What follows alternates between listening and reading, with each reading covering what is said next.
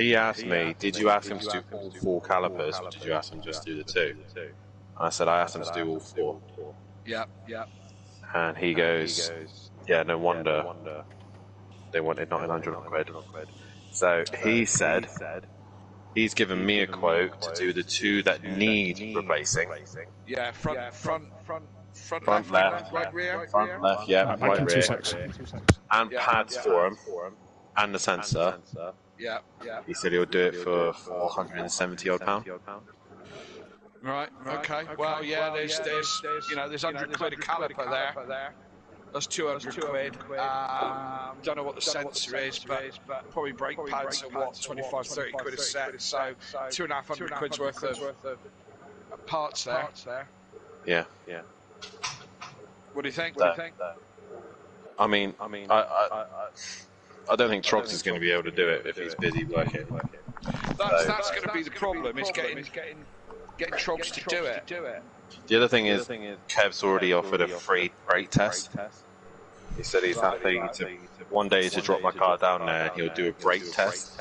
Oh, on the MOT roller. Yeah, and to see what needs doing. But he said that's what he can offer and that's all he can do. And I said, well, I was expecting it to be about 400 odd quid anyway. Yeah. So I might as well just get them done, stop them making the fucking horrible noises and catching. And know that I've actually got brakes that work. Yeah, I know it's a handful of money and all that, but Yeah. got to be done, innit? At least those 2 calipers are safe then. Yeah, absolutely. Is Is anyone that else? what you're thinking, going ahead with that? Yeah. But I need to book a day off to fucking do it.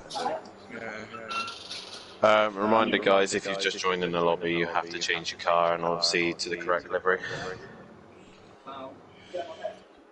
Because it's not championship. Practice. No, it's just an open lobby. Done. What's the pit window? 4. Black. 4. And anybody else got an echo on this part? Yeah, I got echo. Yeah. Caroline there, Agent Spin. Argent spin. Has that echo started since I turned up, or has it been here for a No, while? Okay. I think it's Monkey's end. Hello. Alright. Yeah, good man. Yeah, I think it's Monkey's end. Would be. Yeah, it's my fault. Yeah, always, man. Because he loses the team with Saki. I mean, I have got massive doubts in my mind. I know about. I've sorted out the Ethernet cable on my PlayStation this week, so hopefully it stays. I kept waiting for you, Joe, trying to make a race of it. Yeah, I know. After I hit the wall, the car, I think tyres are just burnt up and damaged. Yeah. Hey, Dad. Yeah. 4 years since I was in hospital. Crazy, that, isn't it? Yeah. Right now, I'd be watching Pro-Am. Yeah, that's crazy. That is a year ago. From my fucking deathbed. Yeah. That is a hot look, though, isn't it? Oh yeah. The tube out the nose thing. Monkey boy for his first win. Don't be silly. Got this. I'll tell you now. The Audi is wanky. I reckon the Porsche is That's quite good nice. news. The best, to put it into perspective, I don't like saying this, Mike is quicker than me.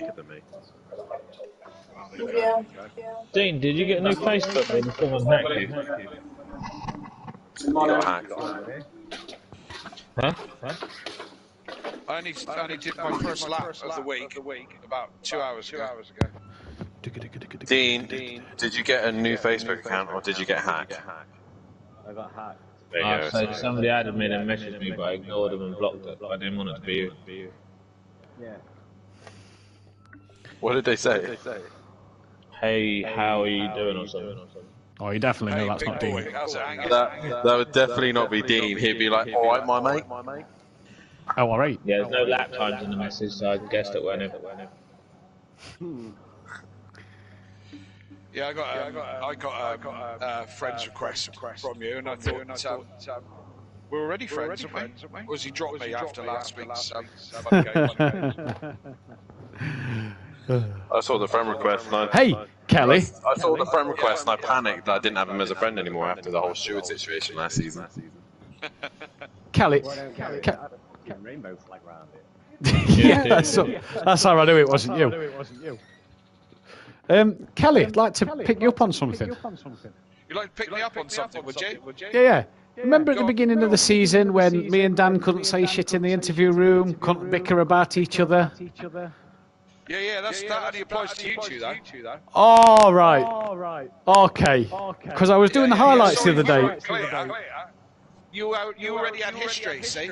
Okay, all right. So what did I say that was, what did I say? You was questioning Kieran's driving standards and Dean's and Liam's last week. I don't think I actually named anybody. Oh, I can't remember. I just remember listening to it when I was doing the highlights. And I thought, I don't tend to, if I've got the I don't tend to name anybody. Okay. That's fair. I'll let you off. I'll give you the benefit of the doubt this time then, Kelly. Thank you very much. It's very good of you. Instead, he waits. Instead, what he does, he waits for people within the party to come and have a go at him, thinking that he was referencing them. I got a funny message off. I got a funny email off Emplava today. He sent me over the stand-ins graphic for Pro-Am, and the title of the email was like, "Christmas is coming, 53 days." Put the fucking tree up the daft. The tree's up. There's no baubles on the tree yet because we've been busy, but the tree is up. Fuck off. Kelly, I'm being genuinely serious. I know you're being genuinely serious, you fucking moron. You can carry on, because that's more luck, and the more bad luck he gets, the fucking better. Wow, Christmas music on your streams, yeah. Oh, no, do it, Matt, do it. That was on the other night. No, don't do it, Matt. No, I'm not going to do that. No, I'm not going to do that because of this play stream. What was I going to say? I was going to say something else. Pro commentary is still a C-bomb free zone. You best hope I don't get on the podium anymore. Right up to December. Yeah, and then I get some message off of Emplava because he's doing the pro graphic, and he says, and it just went, "When did you go in front of Dan?" I said, "Overtaker got a penalty, so I won both races." And now he's put the Christmas tree up, he's not going to see the top end of the podium ever again. Like I said to you last night, Daniel, I've had enough bad luck in my life to give a shit. Oh, you'll give a shit. You'll fucking have a bitch in a moat. You won't talk to me for 2 days. Well, what are you going to do? Take my rear wing off again? No, I'm just going to win. I'm not bothered if you win, because then Overtaker's not winning. Because then, even though I won at Laguna Seca, you still had a fucking bitch and moan. Ah, that was because of tactics, eh, Smithy? This is all changing tune now, man. You said I don't give a fuck what happens as long as I beat Dan. That was your words. My whole championship this year, Overtaker can win it as long as I beat Dan. Good luck, everyone. I'm going in the other chat. Lovely speak to you, Dan. Take care of you. Yeah. You're not missing here. Hey, Dad. Yeah. Dad. Yeah. See you on the top step of the podium. Certainly will, my old cock sparrow. Well, don't take mine and Kelly's thing away from us here, Daniel. Kelly's going to get fucking cleaned up. Hey? Fucking hell. If you come last tonight, Kelly, it's because Dan's jinxed you. Yeah, absolutely. Somebody will go.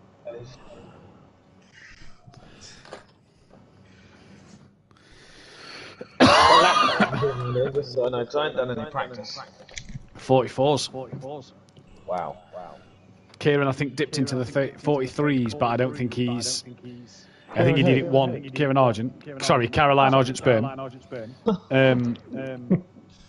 Dipped into the 43s, but I think it was just one of them good laps where he got a bit of a toe and nailed it.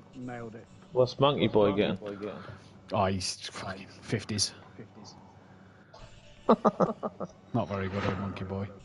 He'd be rapping if he had his Christmas tree up.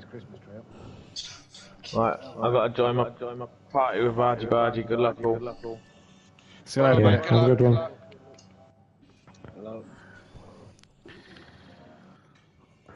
pop off, Monkey? Yes, let's go. Let's have it. Yeah. You go and I'll follow. Okay. I'll be Joe, ready. I'm taking it your team's not turning up. I'm turning up. Your teammate, I mean. Kelly, Yes, mate. see you on the podium, my friend. See you on the podium. With a bit of luck. Yeah. Catch you in a bit, boys. Best luck all. Bye bye. Well done.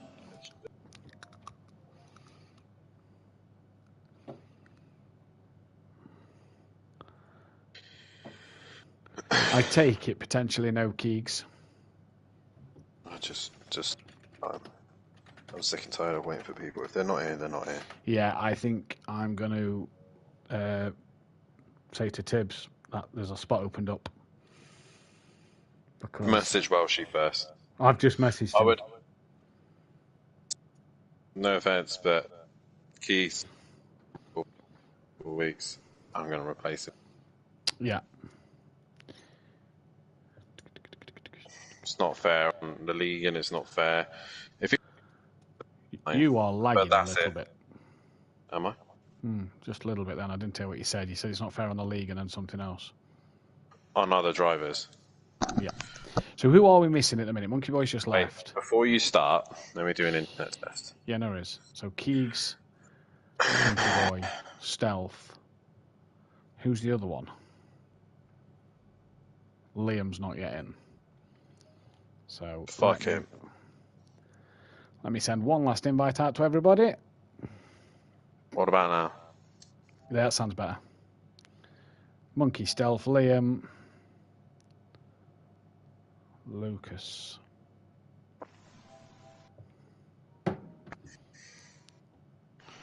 Oh.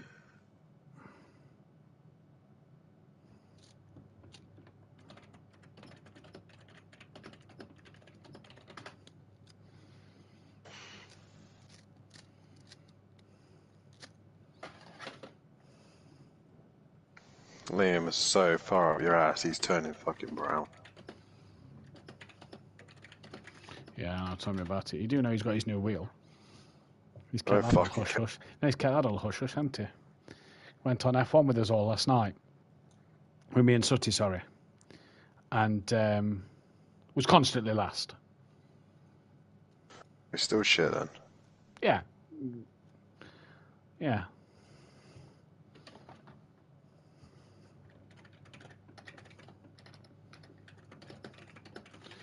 Right, Stealth's in, just Monkey Boy, he's back in.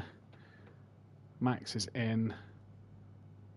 So we're literally just waiting on Liam and Keegs.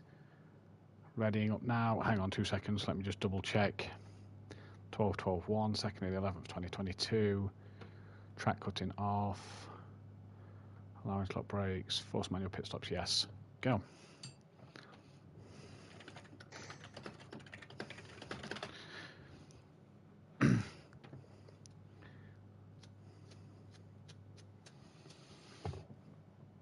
Oh, I didn't play the fucking highlights. Oh, well, don't care.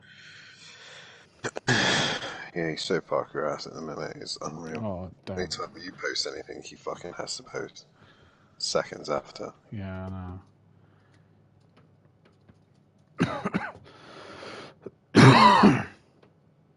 Could I have a drink, please? Just a glass of pop. I'm not looking forward to tomorrow night. My leg is playing up something rotten this week. Am I back? I can't be arsed no more.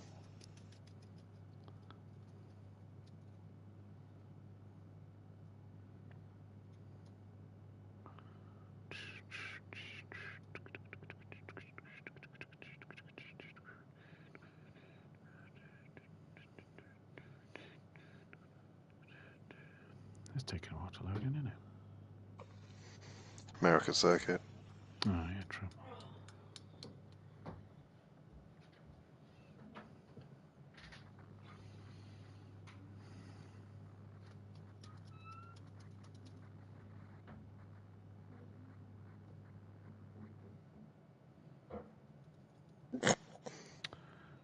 Good evening, ladies and gentlemen. Welcome to Simplay Motorsport here for the halfway mark of the season at Watkins Glen. We are stateside yet again. We've gone over the pond and we're just outside of New York for this fantastic race circuit. Matthew Duffin here alongside Dan Davis, lover, fighter, game changer. I'm running out of things to say about you, Dan, each week. Evening. Oh, Max Mulder crossing the yellow line already. Good start, mate. Good evening. Hello, everybody. Hello. DJ Phil nearly doing it as well. Clearly haven't watched my video. But either way, good evening. Hello, everybody. Welcome to the US of A. Well, she's now doing it as well. Lovely jubbly. We're in New York. It's lovely blue skies. I've got a fat headache, so I apologise if I'm not in the most enthusiastic mood here tonight. And we are at one of the most dreadful American circuits on the calendar. Matt, what do we think of Watkins Glen? I think you summed it up then with the word dreadful. Yeah, I think you summed it up with that word. Me, Monkey Boy, Bozzy Boy, Emplava and Rabbit Joe did a 4-hour race of this on Assetto Corsa the other week on the PC for Simplay Racing. And again, dreadful. It doesn't matter on the game. It is just a dreadful circuit. It is one of the American circuits that, when you look at it on the track map, it doesn't look a bad track, but it's just too tight, it's too narrow, there's not a lot of overtaking. Yeah, I'm not a fan. Nor me. It's just dull, to be honest, if I'm honest. It's just a dull. But hey-ho, we are here, we are racing here, and yeah, nothing like ACC. Is the complete opposite on Project Cars. It is the complete opposite on Project Cars. Yeah, I could 100% tell you now that myself, Liam, Joe, Monkey Boy, and Emplava have all said the same thing about this circuit going from ACC to this. It's a lot tighter. It's a lot trickier on this game. So if you come away with results tonight, this is a lot trickier on this game than it is on Assetto Corsa Competizione. So just keep that one in mind. But we are here. We are stateside, Dan. We're back in. We're near the Big Apple. We obviously come back to America a little later on this season for our final American race. I do believe the final race of the season at Daytona. I do believe that's the last race in America this season. I don't think we come back again. But 4 visits to America this year. Is it 4? Laguna, Cota? Yeah, 4 visits. This is visit number 3.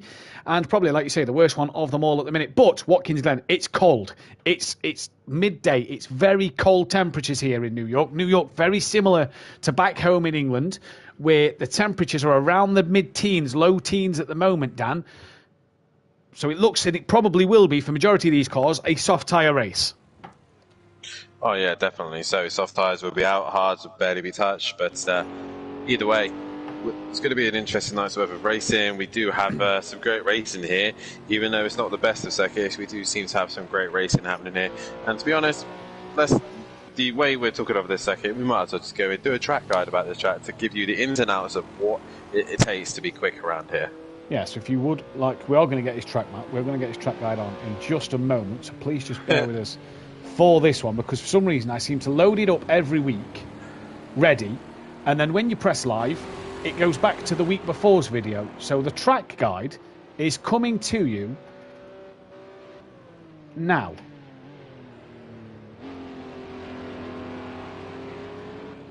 The next round, an average stage of the season, back in the US of A here, just outside the track. Open 1956, 1, 10, 15.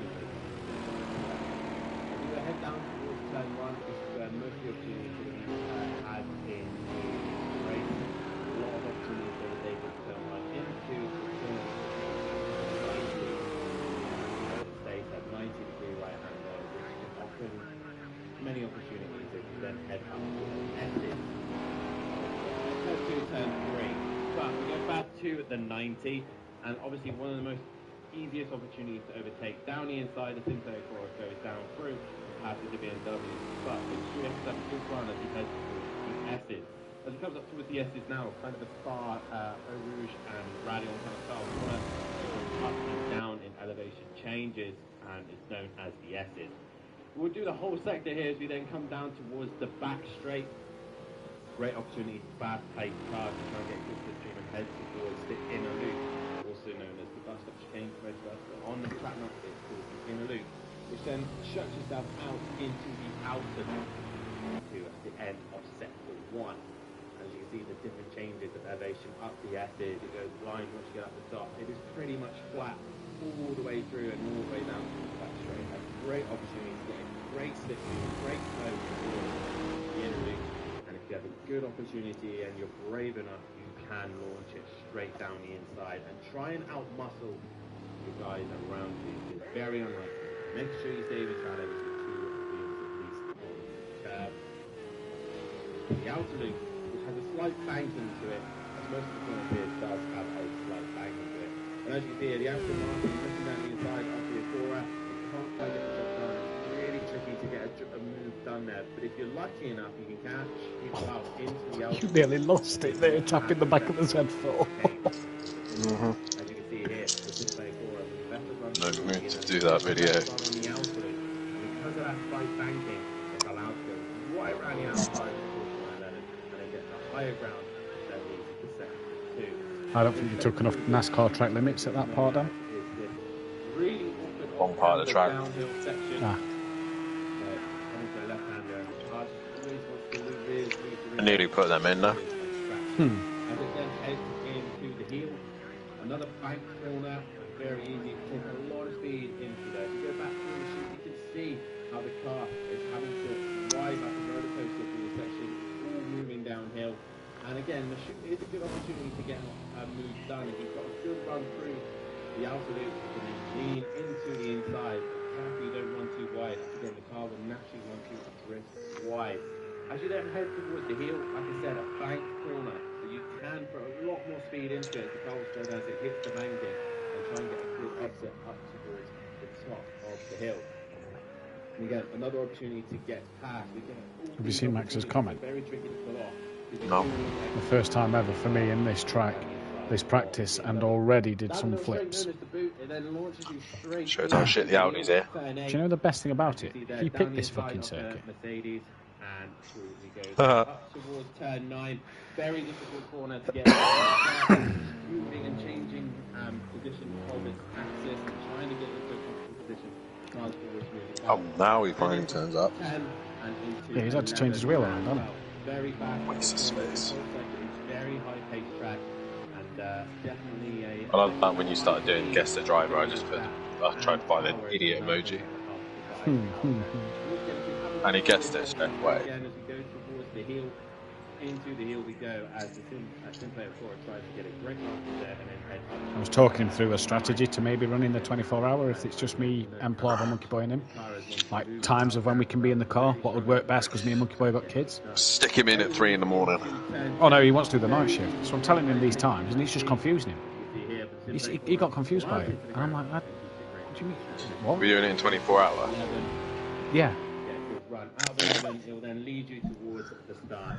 So you said 1600 and he's like, wait, what? Also, another thing to keep an eye on is track pit entry. You see there, right hand side, red cone. In that white line you want to be and into the pit stop car. You can take the corner as normal, but as soon as you commit to the pit stop, you stay to the right hand side and get stopped. I'm surprised I didn't get a message from DJ Phil. Fucking hell, Dean. Yeah, I know. Dean looked quick last night when he was testing. On the right hand side of the yellow line, not far. As soon as the yellow line is clear, you're able to take the racing line. Be obviously aware of the target. And that is the lap. The lap records are as shown now. The Pro is done by Andy for qualifying racing. Mainly for Pro-Am Boy and racing by Party. Best luck to guys here. We're looking forward to All pro laps bar Andy. halfway stage. All the points count. Back to the guys in the top.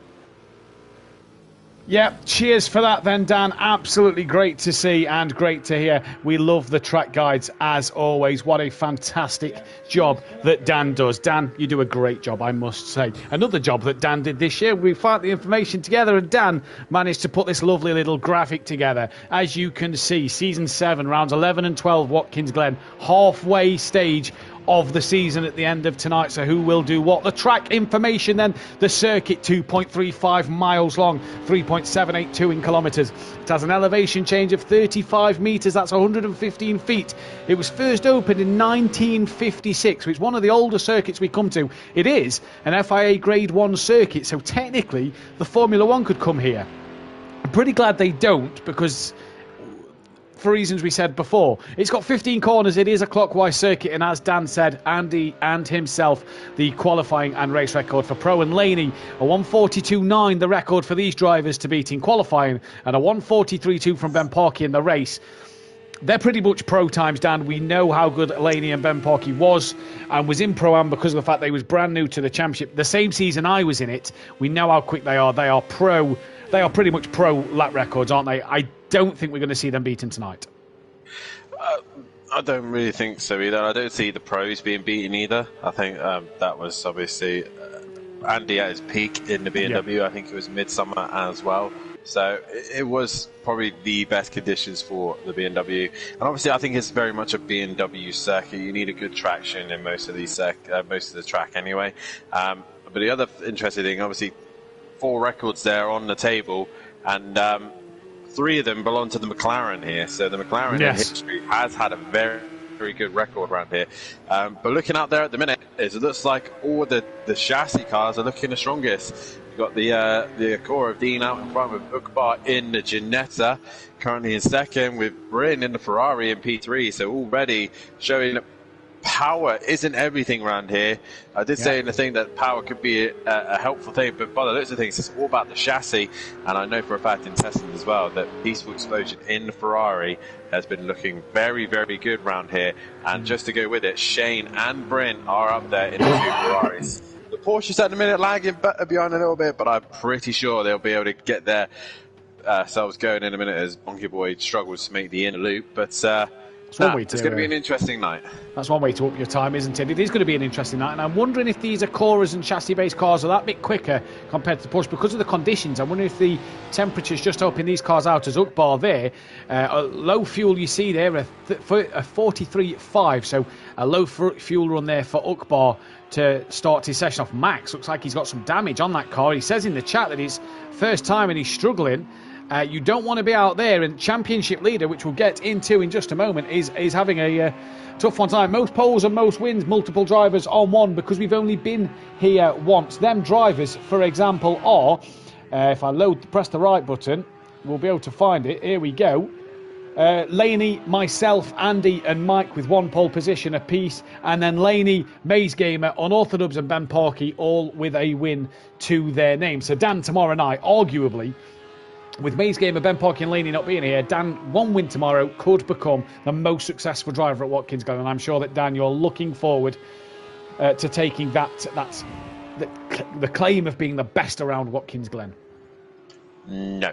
I didn't think so, though. As we move into well, me and you both know we've been doing testing, and as you can see, Max here at the Audi is struggling, and wherever the Audi in Pro-Am teams to struggle in the hands of Leon Fernie and Max, it tends to relate to the rest of the Audi drivers, and I'm really not feeling confident. With no big Brazier either this week, I've really been struggling to find any pace in this car. I managed to finally get on the pace of the Ferrari boys. We just don't know what overtake is going to do tomorrow. But Max, at the minute in the Audi, just seems to be trying to struggle to find his feet here. Same here with Leon Fernie.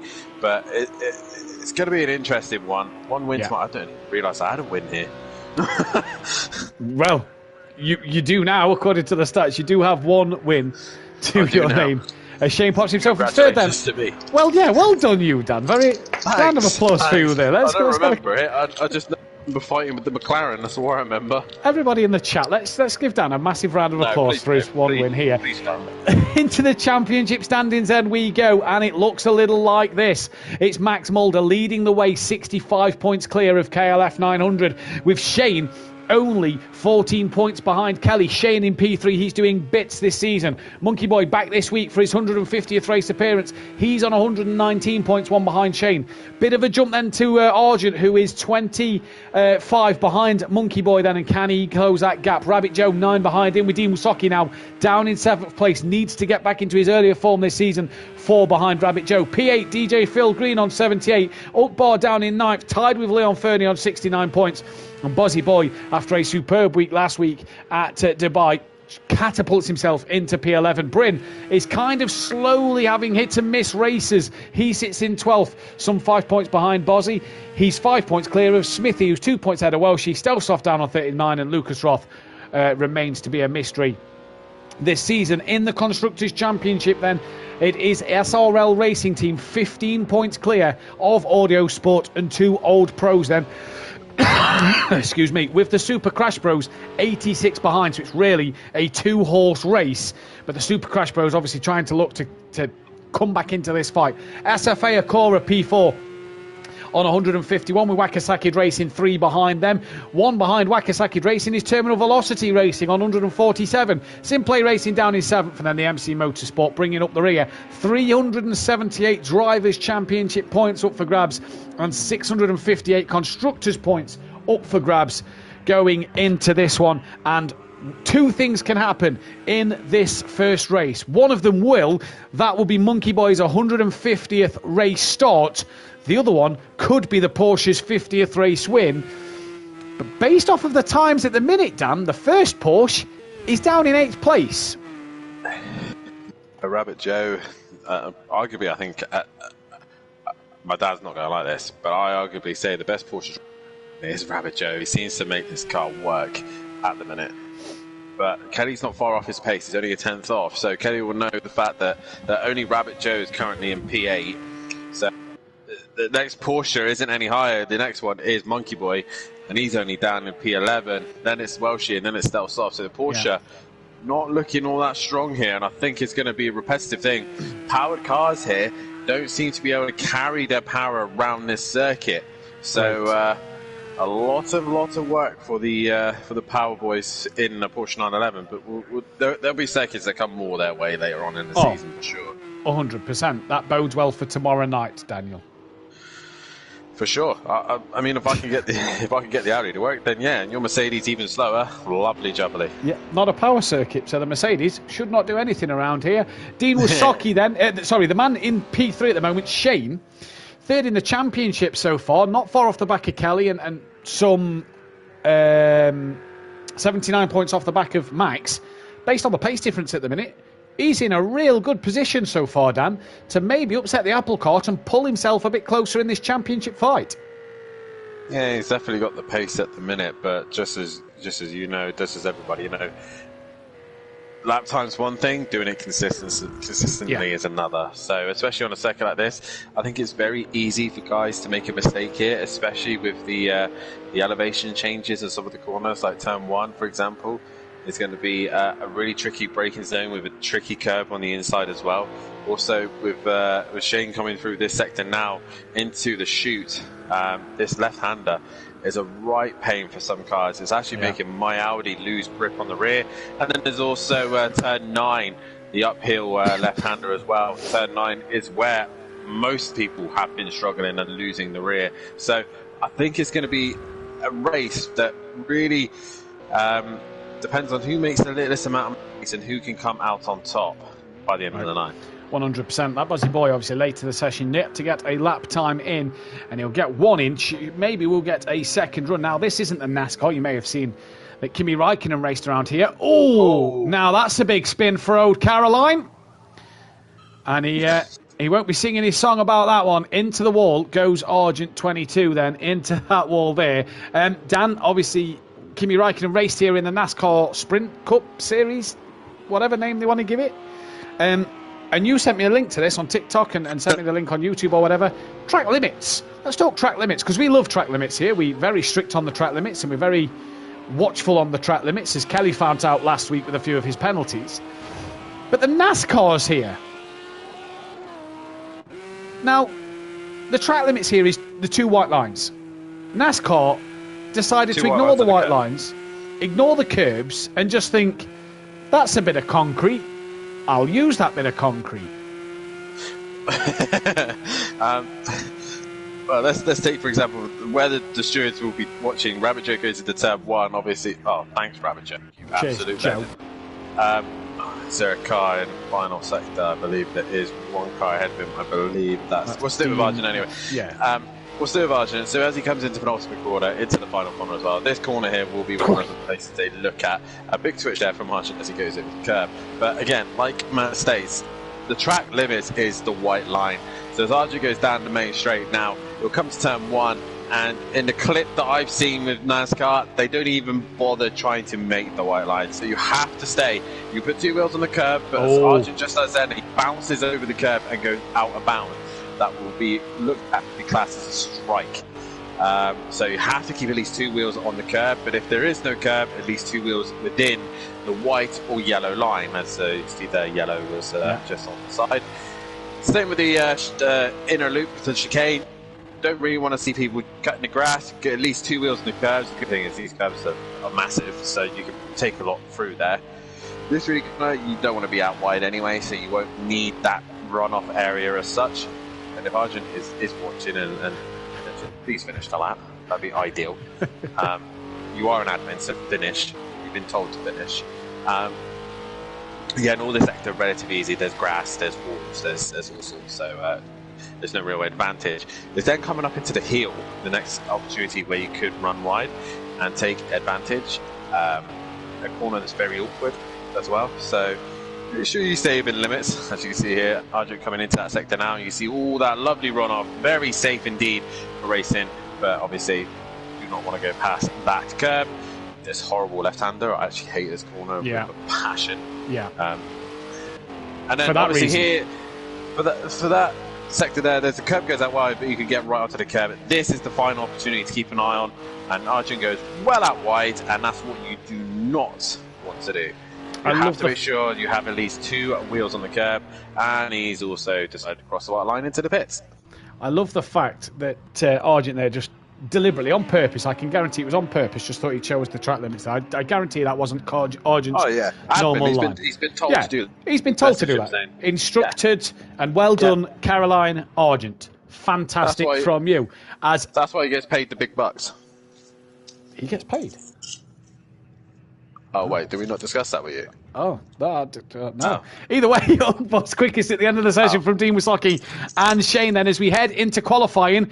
Dean Wysocki and Leon Fernie cannot qualify. They have a qualifying ban, meaning they will have to start at the back of the pack. 15 drivers on this grid.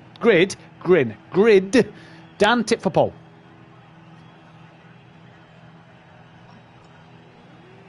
Ugbar. Thanks, Dan.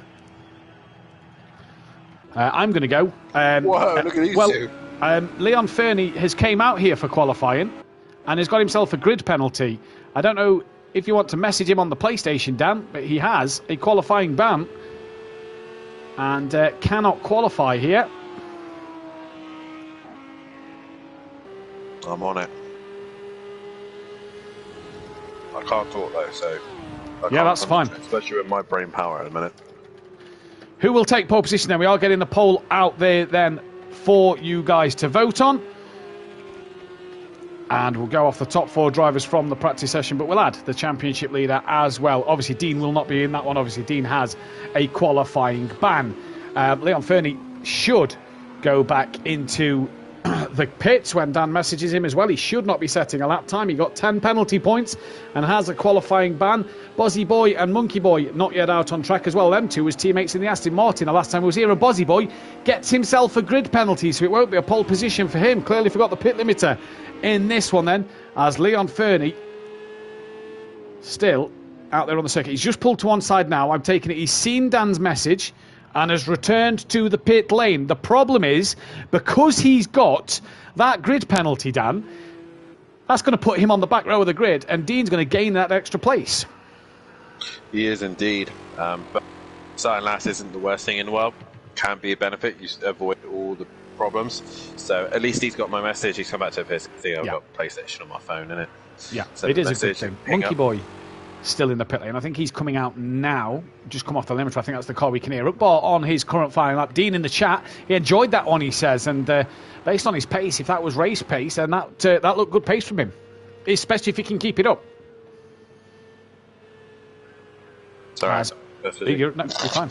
You're fine. As Ukbar comes up the hill then. And this hill is going to be crucial at the start of this race, Dan. We saw in Pro-Am a couple of seasons ago, some blue and pink Acura decided to just touch the curb on the opening lap, spin, and cause absolutely mayhem behind because it tightens up. Don't know who he was, but he lost it up the chicane. That's going to be a crucial part up the hill at the start of this race, isn't it? Yeah, definitely. I think also the problem is with the start of the race, I found with my doing the track guide with all the other cars around, the dirty air, even though the GT cars and really dirty air doesn't affect that too badly, but especially going up and down the S's, the car feels very light as you come to the top. It wants to snap on you, it wants to kill you. If you're on your own, it's not a problem, but when you're behind another car, the car, obviously the aerodynamics of the car is unsettled, the car is not stable, it's not able to keep its grip to the ground. Yeah. And when you've got a different elevation change as well, where the car's up, down, and side to side, it's not good aero-wise. So the car will feel light at the start with it'll feel very fast, because obviously you've got a slipstream, but at the same time, it will feel very loose as Uqbar comes into the final sector. And I really do think this Ginetta is going to be very, very strong here tonight. Yeah, I got to agree with you as well. Good evening to Welshie, PN, Max Mulder, Dean Wysocki, N. Plaver, Mother Davis, Holty, Fury's granddad, Fury's mum, Chocolate Man. Looking forward to this race, he says, and Peaceful Stepdad. Good evening to you all, as we've just lost. Who did we lose there? Stealth Sloth. Hopefully he can get back in. And 27 people watching 13 Lights. Guys, girls, hit that thumbs up button. Subscribe to the channel if you are new and hit that bell to be notified. Get your vote in through you think will take pole position then in this one. It's currently going the way of Uqbar. A couple of votes for Shane, nothing for Bryn, and 40% for Max. Well, here comes Bryn. Can he get it closer to the front row? No, goes P5 at the moment. Stealth Sloth back in. This isn't the online championships as well, so he's got to make sure he's in before that 2-minute mark. Liam back in the pit lane with that grid penalty as well. That is not exactly where he wants to be. No, definitely not. Shane crosses the line and puts himself P2. Max towards the line now. What can he do? He goes top of the table, 43.9. So, giving all the talk saying he has it. Oh, there he goes. Yeah. All the talk of not driven around here, and he goes and drops it there, and he'll probably be back to the pits. Monkey Boy, the only one not to set a lap time at the minute, and that Buzzy Boy. But Max, top of the table, but only just. I reckon Uqbar's got a little bit more underneath him. I reckon Stealth Sloth needs to do an internet test maybe, because he keeps disconnecting. He's got a couple of minutes to get in the session. Uqbar definitely has a bit more in him. What does Shane have? Only 2 tenths to Shane, 4 tenths.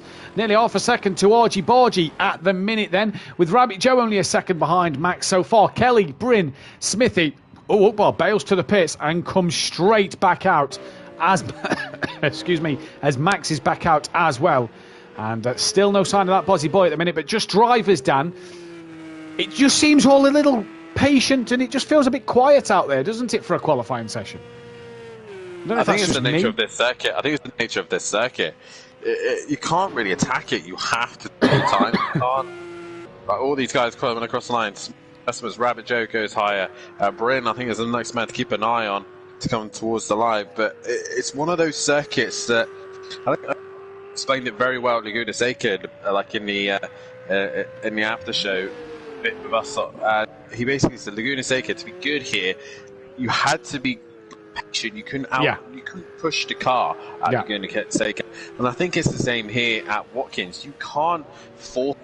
As Smithy goes P10 with Welshie now coming to Bryn's gone into P3. Yeah, Bryn's gone into P3. Just a couple of hundredths quicker than his teammate Welshie, then up into P11. Monkey Boy's gone into P9 in his push. Dean in the chat, what is the pit window? The pit window is the end of lap 4 for the pro drivers. Max, you see there, trying to get them tyres into a good temperature and into a good window. He clearly feels that Uqbar's got more in the tank, and 3 tenths of a second, Dan, from the top 5 we are in for some end of this session, as Max there returns to the pit lane.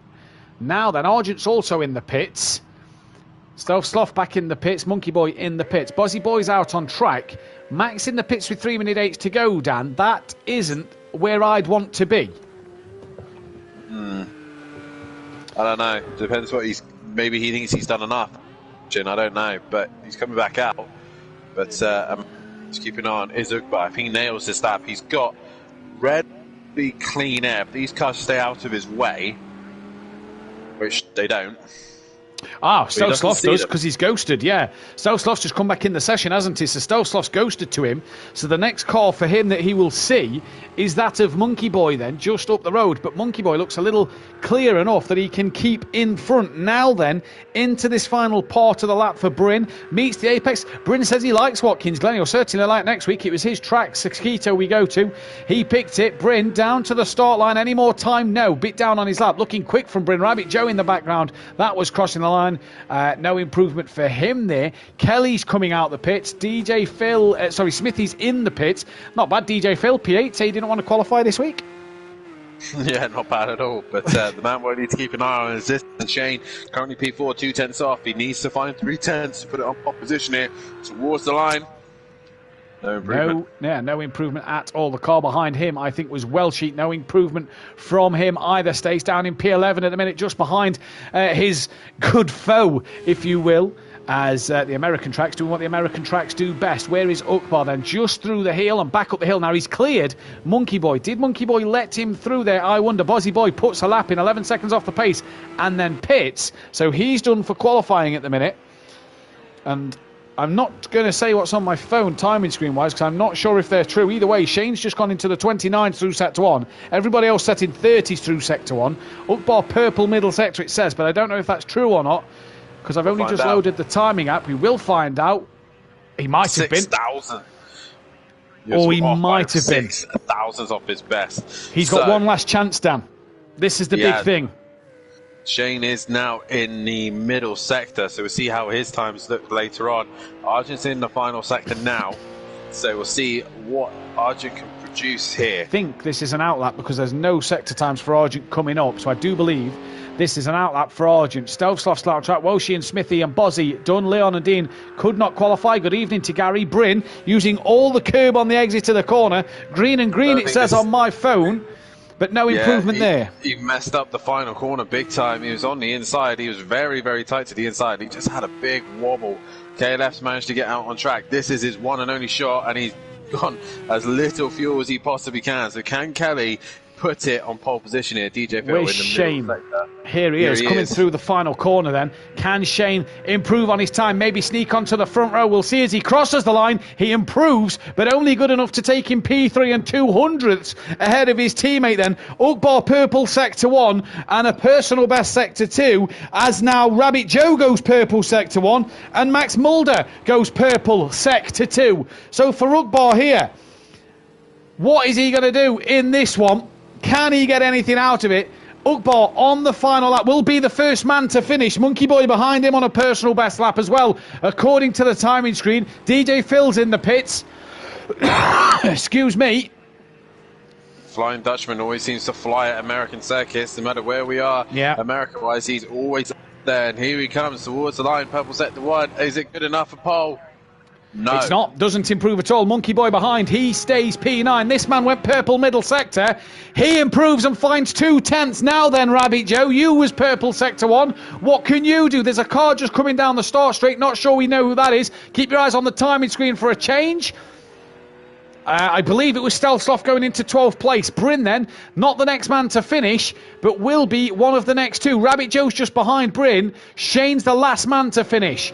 It is Argy Bargy to the line. P5 for him. Goes second. What a lap from Kieran Argent. Bryn now. Can he move up back onto the second row? No, he can't. What about Rabbit Joe behind? He bowed out. Shane's the next man to do a lap. Is it? No, it's KLF.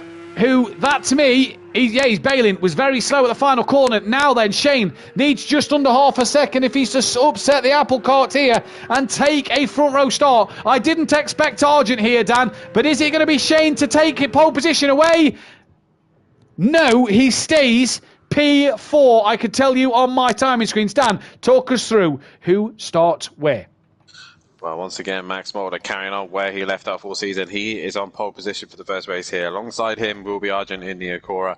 On row 2 will be Ukbar and Shane sharing that one out. Row 3 will be Bryn and Rabbit Joe. Porsche versus Ferrari on the 3rd row. 4th row will be KLF 900 and DJ Phil in 8th place position.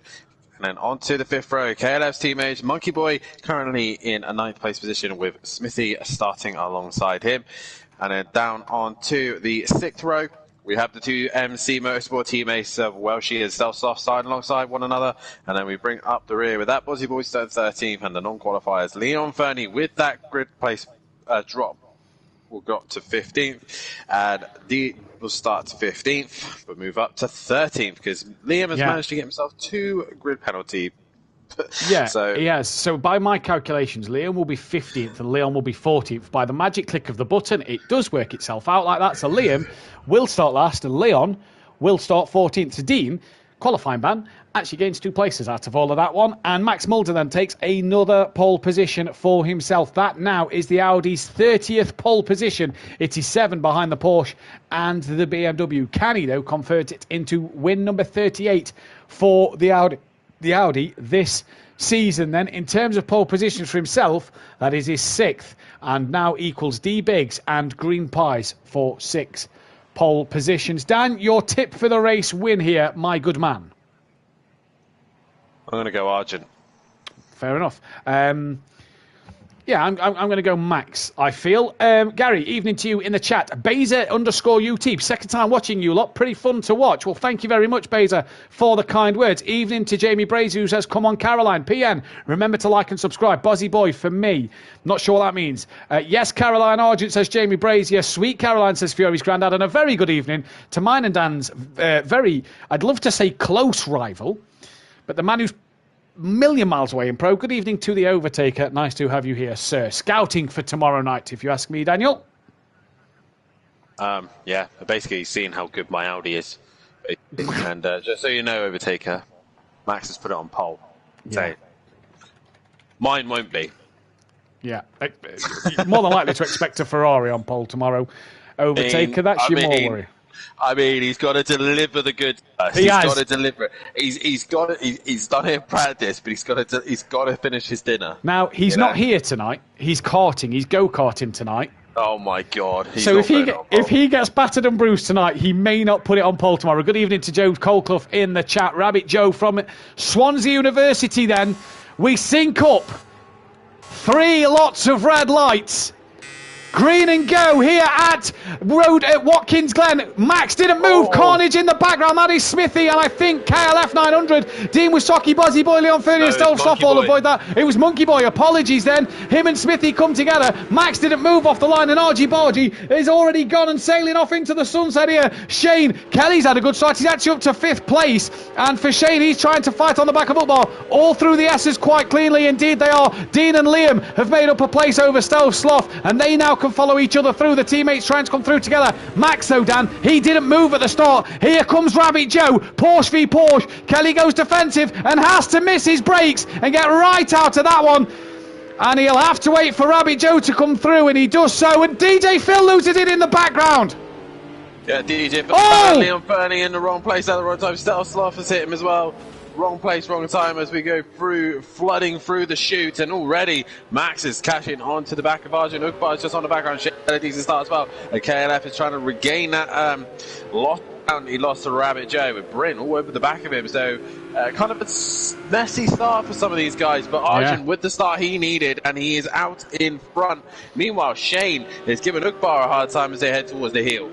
Yeah, as they head towards the hill, Shane looking around the outside. Ukbar just gets it on the break. As Shane right around the outside of Ukbar there, and I believe he's got the job done. Yes, he has. What a move from Shane there then. Fantastic scene from him. Liam's got past Dean and Welchie. So what is Buzzy Boy making a good bit of moves up at the start of this race. He's gained nearly 7 places at the start of this one. And Welchie, I'm not sure if that Porsche has a bit of damage on the front there, as Max now, at the end of the first lap, didn't get off the line well, but he's now all over the back of Argy Bargy. And can Sweet Caroline hold on to this lead as we start lap 2 down towards turn 1. Max is going to have a look. We saw him lose it here. Kelly, has he got a jump start? He has got a jump start. I just saw a rear wing as well. So Stealth lost the rear wing. But yeah, Kelly, I think, has jumped it. We've been practicing on, and I think he's just got a little bit too eager once again. 2 races in a row, the last race at Dubai and this one as well. Leon's in as well, as is Stealth Sloth. Obviously, Leon will have to provide footage that he has sustained significant damage to the back of the pack now. Yeah, I think DJ Phil might come in as well. Them three obviously had the big incident then. So Ukbar chasing down after Shane. Now, Bozzy Boy's on the back of Bryn with gaining another place through Kelly, having to pit. Here comes Smithy on the back of Monkey Boy. These two came together at the start of the race, and Smithy around the outside of Monkey Boy. Can he make that one stick into the bus stop chicane? He can, you know. He's forced his way through. That is great driving from Smithy there, but it looks like Monkey Boy is walking with a wounded car. Ukbar, he's dropped down the order. He's at a moment. And I don't know if he's got damage, but he's slow in this section. And I think he's lost it in the chute. I think you're possibly right. Maybe out the exit to the bus stop. Bozzy Boy pressure in the back of Bryn, who's trying to catch on to Rabbit Joe. Bozzy Boy, these last three races, had some good races, and he's going to look to send it, and that, Dale $8 short on the brakes. Is he going to get the place back? Looks like he's not going to. Meanwhile, Max is all over the back of Argent here. Argent's just got to put his car in the right place. He doesn't need to over-defend. He just needs to put the car in the middle of the road. And Max will have to find a clever way to get around, because there is no obvious opportunity to overtake as Max gives him a bump. And straight in the pits comes Argent. Why's Argent in? That is late. Oh, now then, he did get a blinder, didn't he? He had an absolute blinding start. Max leads from Shane then. Bozzy Boy's, Rabbit Joe's third, Bozzy Boy fourth. Bozzy didn't give that place back to Bryn. It's a jump start, you know. Oh, Argent. I thought he absolutely nailed it. It turns out he hasn't. Shane now fighting with Max for this race lead. Shane is catching it fast as well. This Ferrari is looking very, very good here. Rabbit Joe now up in the P3, and more importantly, Liam is now up in the P4. But he will be under investigation for the contact with Bryn now, so we'll keep an eye on that. Dean's on a mission here as well. He's looking all over the back of Welshie, and Welshie quietly minding his own business, working his way up the order as well. Yeah, Dean and Welshie have just kind of been... Dean! Too quick through the chicane maybe there, and he's just put all that good work I was about to say to bed, because him and Welshie was following each other absolutely nicely then, but that now goes to bed. So two drivers jump the start, Argent and Kelly. Why didn't Argent get it done at the end of lap one? I do not know. He's lost a lot of places then, and it could have been a bit closer to them drivers had he done it at the end of the first lap. Either way now, possibly he's possibly hoping, waiting for most of the chaos to get out of the way of the first couple of laps, and when he does do it, he won't lose as much positions. But it's not quite worked out. For KLF, it's ideal because the pack is still close. He can still get onto the back of the room and make a few places up. But meanwhile, Shane is actually hunting down Max, and we've already got our first lap car, and that is Stealth Sloth, who's going to try and negotiate his way out of the way of Max. But obviously, with the rules state, he doesn't have to get out of the way. He doesn't. Max barges his way through. Max, just very impatient there from Max, and barges his way through. Shane now down the straight. He's going to go up the inside of Stealth Sloth. Is he going to look up the inside of Max maybe into turn one? No, thinks better of it. And Max here, was he right with what he said? Stealth Sloth very wide, so he didn't turn into Shane on the apex of the corner. Bryn now on the back of Ukbar and Welshie as Ukbar looks up the inside of Welshie and just makes contact. Bryn has to go wide to avoid there, and that is... has Bozzy had a moment? I think he has. He's Did he? Somewhere. I wonder if he's tried to go wide to avoid them as well and has had a spin, because no, Bozzy was in front of these apologies. Bozzy was ahead of him. He was ahead of him. But like I said, all this helps out the guys who've had to come in early. Kelly, Smithy, Monkey Boy dropped right down the order. Is he carrying damage and waiting until that pit window? He's obviously racing the pro and he's used to carrying that damage with him, so possibly doing that at this stage save him having to come into the pits. But Welshie, with that contact with Ukbar, has dropped him down the order, and now he's got Dean all over him. Well, it's Dean back. Dean's back on the rear of Welshie now. Bryn, after being spun round by Liam, he's actually... Dean just a bit hot on Welshie's heels, and I think he's tapped the back of Welshie there then. Don't let it roll into the wall, get it on the brakes. And now spins up the rears and nearly spins the car. Bryn, after his tap with Liam, he's now back up to P4 because Liam's had a moment, Ukbar and Welshie have had a moment, and Dean's had a moment, so Bryn back up into P4. I think he might possibly have damage to his car. Front right. Look at the cockpit. Look at the glass on the left, right-hand side. I don't know if you can see that, but on my screen it's smashed. No, it's clear. It's dirty, but it's clear. But when you go to this view, his front right bumper is very much dinged up. That's not going to help. Either way, pit window's open for Bozzy Boy at the end of lap 4, so he can pit now and get that in and out the way. As Max Mulder comes through turn 1, he's still got Shane within 7/10 of a second. Just half a second Shane lost to Max on the last lap. Ukbar trying to recover. Rabbit Joe kind of in no man's land. And what is that behind? Oh, I tell you what that is. I tell you what that is. That's Bozzy. Bozzy's been disqualified. Speeding in.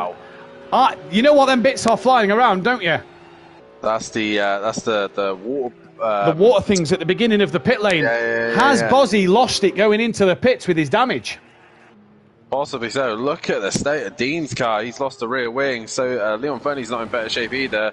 A lot of these guys struggling here by the list of things. So, like I said, it's all about who could keep it clean.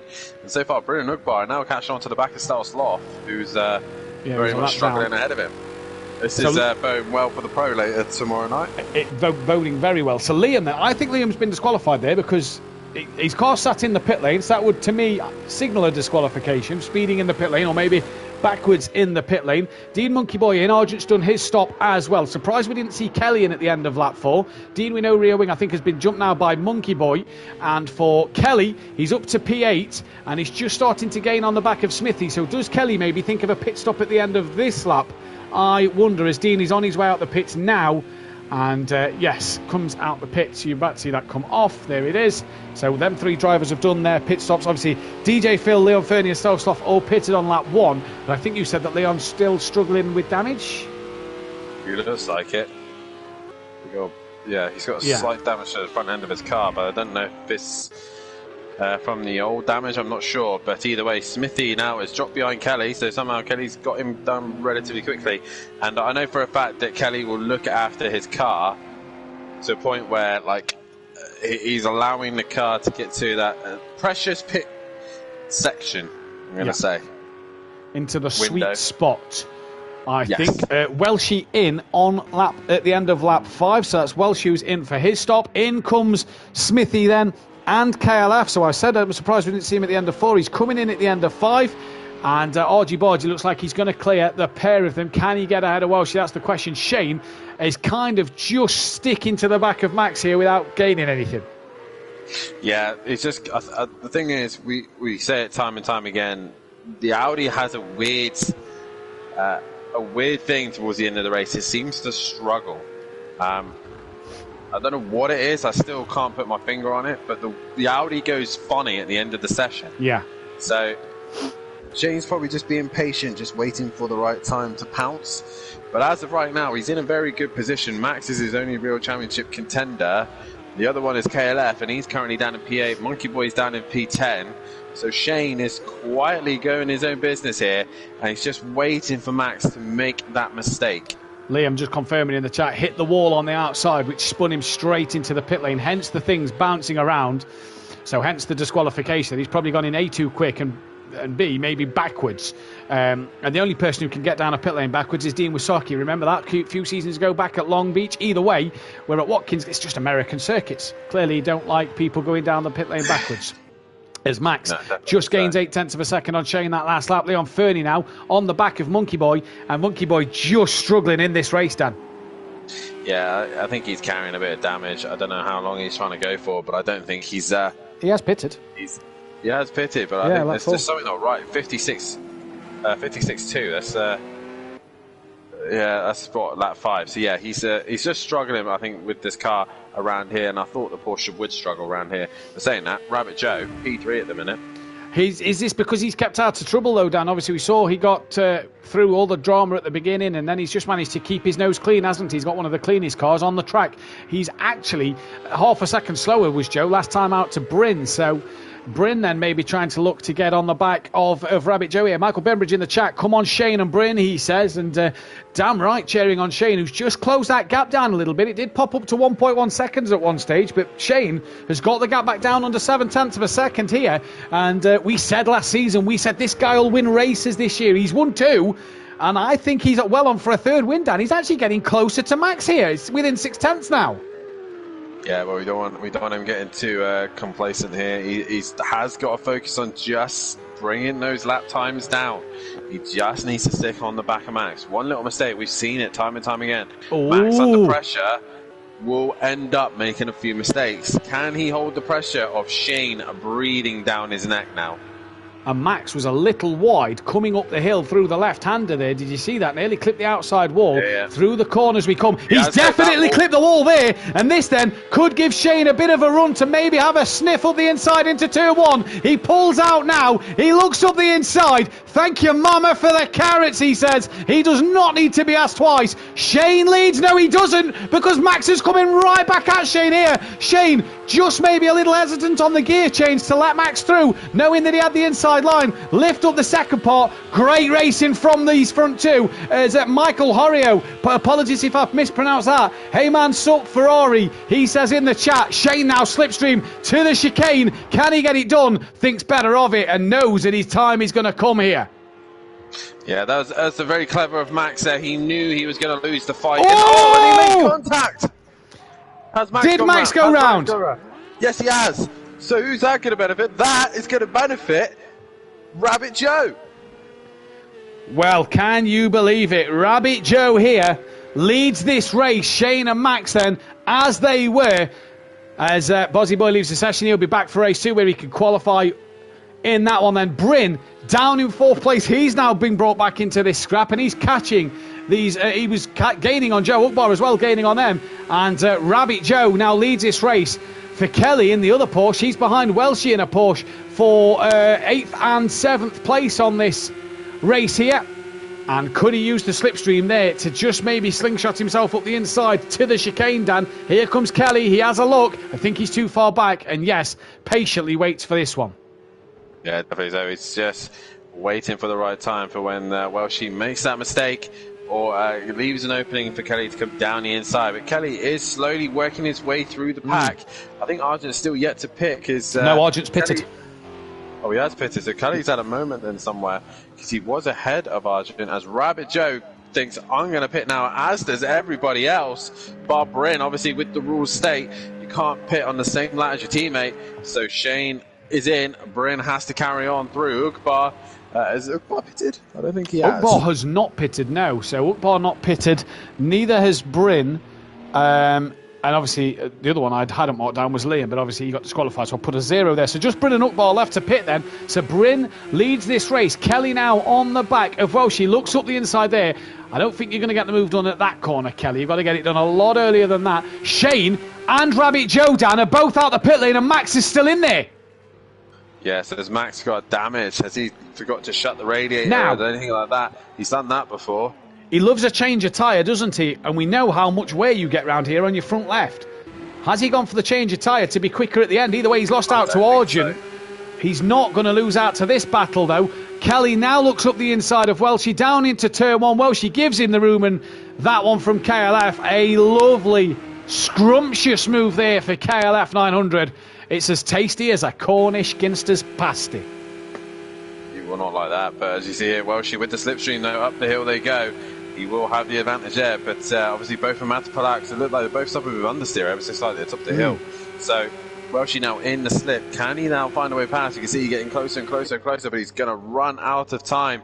And just behind him is DJ Phil, who's obviously a lap down from these two.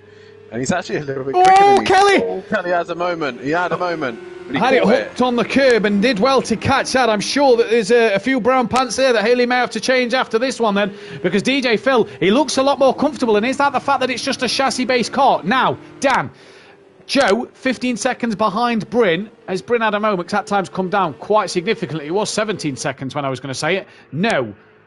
Has he put his limiter on relatively early there? Because we saw him at very early. We saw him at Laguna, didn't we? He was very hesitant. Now, Joe was 17 seconds behind Bryn when he came out the pits. Bryn was 7 seconds behind Joe when Joe pitted.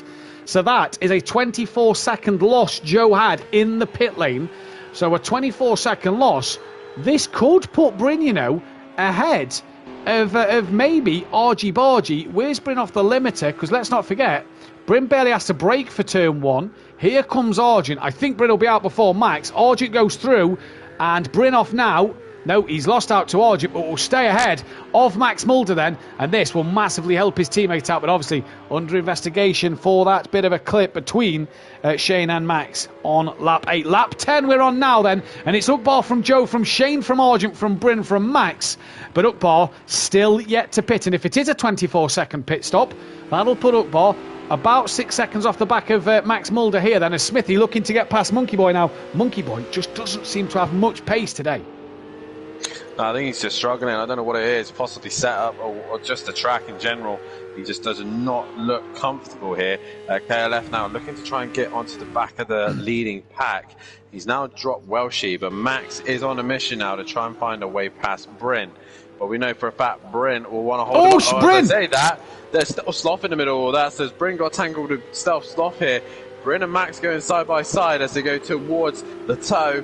And I think Max is going to get the job done. No, he's going to get held up by Stealth Sloth here. Yeah, he's going to be bogged down by Stealth Sloth, who stays to the left. They now go 3 wide. Stealth just clips the grass and nearly shoots into the side of Max Mulder there. And Bryn will have the inside line for the heel, I do believe, and holds it well. And this just holding Max up a little bit. Did Bryn sustain much damage from that? That's the question. Now then, Dan, for Kelly, he wants to be within that 24... let's say about 24 to 28 second window of Uqbar for when Uqbar pits. He's at the minute 30, so only needs to find a couple of seconds if he could maybe jump Uqbar in the pits. Max all over the back of Bryn at the moment. Stealth Sloth struggling with what looks to be damage on that car. It looks a bit battered, and Max struggling to find a way past Bryn at the moment. Here though is Monkey Boy with Leon Fernie and Smithy gaining with Leon Fernie gaining on the back of the pair of him. And Max once again down into turn 1. Bryn just breaks that little earlier than Max to get it turned into turn 1. And Max cannot find a way through at the moment. No, he cannot. That Ferrari, very good on this track. He's looking very, very strong. The other Ferrari is Rabbit Joe at the minute. Just brought that gap to less than a second. So we'll see how close Shane is. There he is. He is on the rear end of Rabbit Joe, and he is coming for him. Meanwhile, we go back to Bryn and Max. And Max at the minute can't seem to find a way past Bryn. Bryn, 2,000 better. Max dropped it. He's dropped it all on his own through the bus stop chicane. This will massively help Uqbar out when Uqbar has to pit. Max is going to get going well before Kelly, I believe. It's only down to 3 seconds, though, I believe. Did Bryn lose it there? Dan, I think Bryn lost it as well. He must have done. Yeah, he's had a moment as well. So this is... Kelly must be rubbing his hands together after his drive-through. Both of these cars are within touching distance now. Max is on the inside of Bryn. Bryn's going to go around the outside, but Max gives him a little shove. Yeah. Saying, "Nah, you're not having this, mate. I'm coming through." And he does Bryn's lost Bryn it. Goes round. I wonder if Bryn's got damage, and from when he hit the wall, he stays perfectly still and waits for Kelly to go past. Another man, Dan, that this must be rubbing his hands, is the man in the current net lead of this race, Uqbar. 15 started, which means the top 7 cannot qualify for... Sorry, the tops... Yeah, no, top 7 cannot qualify for this race. I thought it was top 8. It might be top 8. It's top 8. PN, if you're in the chat, quickly skim through the rules to find out how many start. I believe it might, yeah, I think you're right, actually. I think it is top 8. It becomes top 7 when it's 14 drivers. So top 8 can't qualify, which means Bryn cannot qualify. Max is in the wall again. Where's that? That's final corner. Kelly's now P5. Is Max pitting to repair the damage? No. Welshie could gain on Max here. And have Max and Bryn both got damage from their earlier incidents? Bryn's round. He just avoids Monkey Boy there. Has to just pull out the... I think these two are struggling with damage, Dan. I don't know if they're struggling with damage. I think they've just... If Max has changed tyres, he could have had an issue of pressures. If you change tyres, the pressures could balloon and go in a weird way if you've not set them up correctly. Or he's just pushing too hard. Like I said, as soon as you're on the back foot, you start chasing and chasing, and this track is a track that will bite you if you try too hard. Meanwhile, look at these two. Look at these two. Shane once again looking on the back of another car. He's going to look around the outside of the heel then. Got around the outside of Uqbar there a little earlier on, and now is going to patiently just wait to get this one done. Uqbar, by the way, yet to pit. I haven't noted him down. He has. He's with Max again. Stealth Sloth must feel in the thick of this race here, even though he's a lap down. He must feel right in the thick of this, because every time he seems to be lapped, the others then seem to drop the car. He has to do it all again. Shane, little wiggle through the final corner was Max here. Who's that? Yes, so is Stealth Sloth. So what has happened there? Have Max and Stealth Sloth came together because Max and Stealth, no rear wing for each driver. This is dramatic for the championship. Massively, and Kelly is in a decent spot to score points as well. And he's in the wall big time now. Max is struggling. Shane, on the other hand, still can't seem to find a way past Rabbit Joe. He's got a great run. He has, round the outside at the top of the hill. In fact, where is this? Yes, towards the chicane they go. He's already done him, and Shane into net first in this race. This man is on fire tonight. He is indeed. Max is now into the pits. How long is it going to take for him to repair that damage? Leon Fernie now pressurising Bryn at the minute. And watch Max just drop down the order. 60-point gap. Sorry, Dan. Stelsloff didn't pit with no rear wing there either. I think he's still on the circuit. He is. Are we back in America where things start to glitch out a little bit? Oh, God, I hope not. I hope not. Remember Bryn's car at Laguna Seca? Well, what we didn't find out till after Laguna Seca was Bryn's, who was battered and bruised, had no rear wing, actually did have a rear wing. Yeah, and also, just look at... that hasn't got a rear wing. That hasn't got a rear wing. Bryn... Also, another reminder here as well. Ukbar is going as long as he possibly can, hoping for more chaos. But at the minute, just a reminder here that Max is Audi, and we're at the end of the race, and it's struggled. It has struggled indeed, and here comes Leon Fernie at the end of this race. Struggled at the end as Max, like you say. I reckon Bryn's suffering damage somewhere. I really do. Max saying that Stelsloff, I presume, is teleporting always. We cannot do anything about lag. We have to deal with it with Big Boy Brazier on a Thursday night. It is one of them things. It cannot be helped. We just have to cope as best as possible. Max, if you would like to put something in, leave it out the chat, please, and put it in to the stewards. Stealth is lagging, says Jamie. We've gathered that one, Jamie, and you're one to talk, pal. But hey, Dan, that's online racing, isn't it? That is online racing. Lagging is a part of the online community. Yeah, it is indeed, but no comment on the Jamie Brazier one. Ruined my race to Dubai, so just no comment. Never. You and Jamie came together at Dubai. Didn't see that one coming at all. We didn't know, Dan. Fair racing from us too. As here's Leon Fernie on the back of Bryn, lap 14, just a bit later on the brakes, tries to get it slowed down, tucked into the apex nicely from both drivers. Leon just looks like he's got a bit more speed than Bryn here, and I do feel that Bryn's been in the wall 2 or 3 times late on in this race. I do feel he's carrying maybe some aerodynamic damage in this race because he doesn't look to have the speed he had early on. No, he's not as fast in a straight line, but his pace is coming back up again. He's 46.2, but he has got Leon breathing down his neck, so he will be looking more in his mirrors than he actually will be looking on track as Leon goes through that sector all over the grass. Stelsloff finally pits with that damage. Yeah, Stelsloff finally into the pits then, and Ukbar has to pit at the end of the current lap he's on. In fact, no, he has to pit at the end of this lap. Now, unless I have missed Ukbar's pit stop, in which case I apologise, I am adamant, though, I haven't seen Ukbar in the pit lane in this race. So, PN, Jamie, anybody else in the chat, let me know if this man has pitted. If he hasn't, then he's probably only going to finish as low as P4. We said last week, when I was doing the highlights on Monday, when was the last time this man had a podium? When was the last time this man had a race win? See, I had a sneaking suspicion Ukbar already pitted. But well, we will see. We'll keep our eyes on it. Either way, he's got to pit. Excuse me, we'll find out in a few corners' time. Shane gapped Rabbit Joe. Argent now, 1.4 quicker than Joe last time around. At a moment. Yeah, he has. He's down behind Dean and Leon Fernie. Leon Fernie now cannot qualify if it is top 8. Top 8 can't qualify. Bryn's now down to 10th with Smithy on the back of him. So Bryn just struggling more in this race. Does it look a little twitchy on the front end, as if it's slightly crabbing a bit for Bryn? I'm not too sure. Either way, Ukbar is where? Coming up through the heel. The first red dot you can see. Stelsloff still in the pits. Here is Ukbar then. Can Argent catch Joe? That gap's coming down a bit more as well. I think Kelly's now too far out of the Ukbar reach. And Monkey Boy's trying to gain on Welsh. So Monkey Boy, actually, due to a few incidents in this one, Monkey Boy has gained some time there. Here comes Ukbar then. No, he's pitting, Dan. He stayed right there. He's pitting. He is in the pits. He's hoping for a little bit more chaos drama. But he's going to get 4th, I reckon. Yeah. I think he'll clear Kelly. but will come out behind Argent, and I think some way behind Argent. Not yet stopped at his box. He is still nowhere near his box as Shane flies past. Rabbit Joe flies past. Argent's not a million miles away from Joe. That gap is only a couple of seconds, and Argent a second quicker again. But this, the last lap of race 1, so he's got to get it done sooner rather than later. Now then, Ukbar on his way out. Kelly not yet at the final corner. P4 yet again.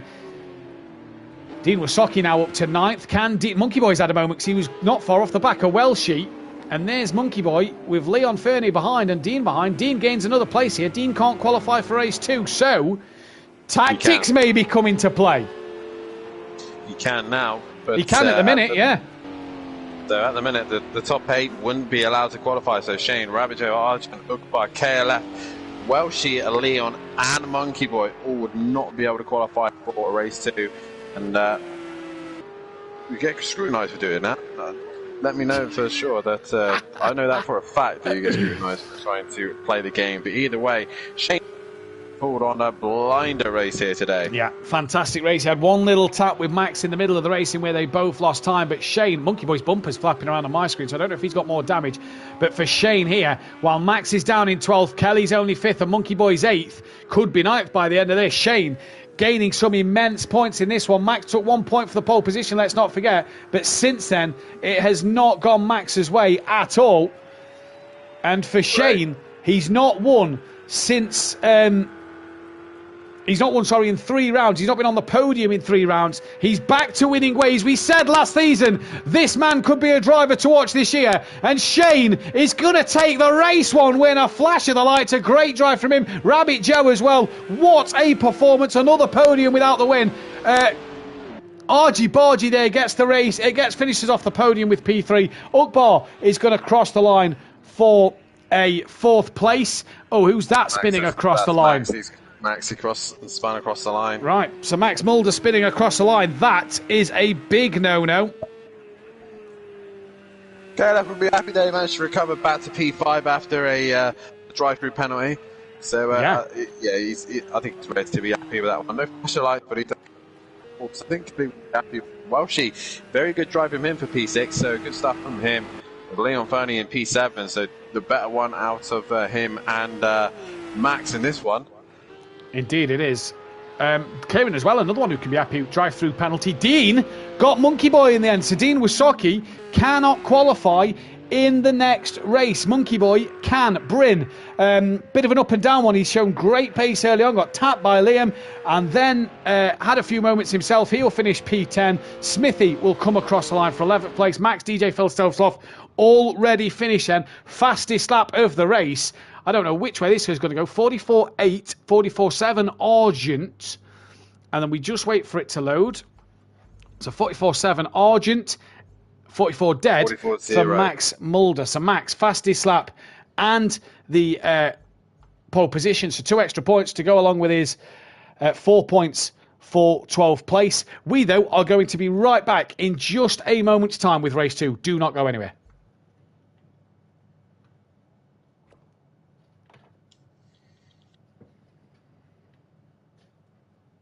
And we're out. Nice. I think Max has hit stealth under the lag. I reckon he has.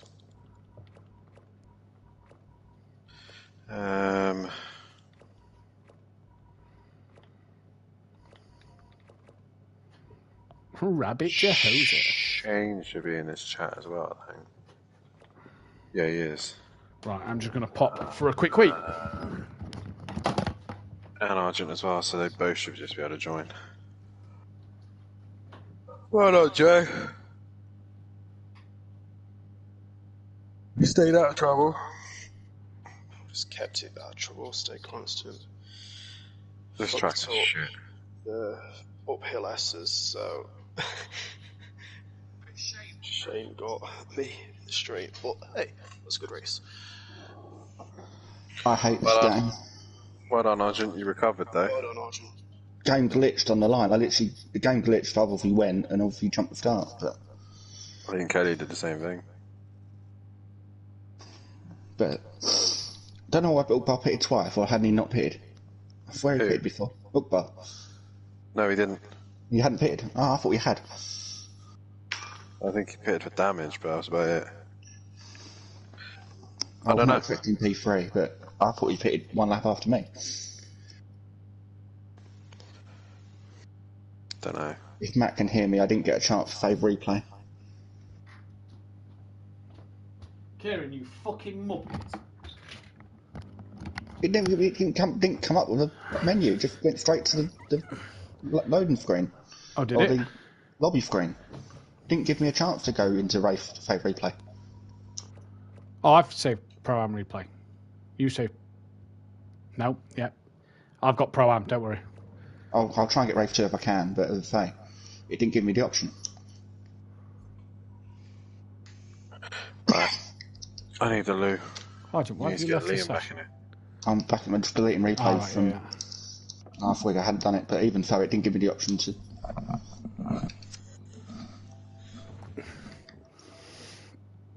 I think Max chucked his toys out the pram at the end there. I don't know what he was doing. He just sort of pulled over at the third to last corner.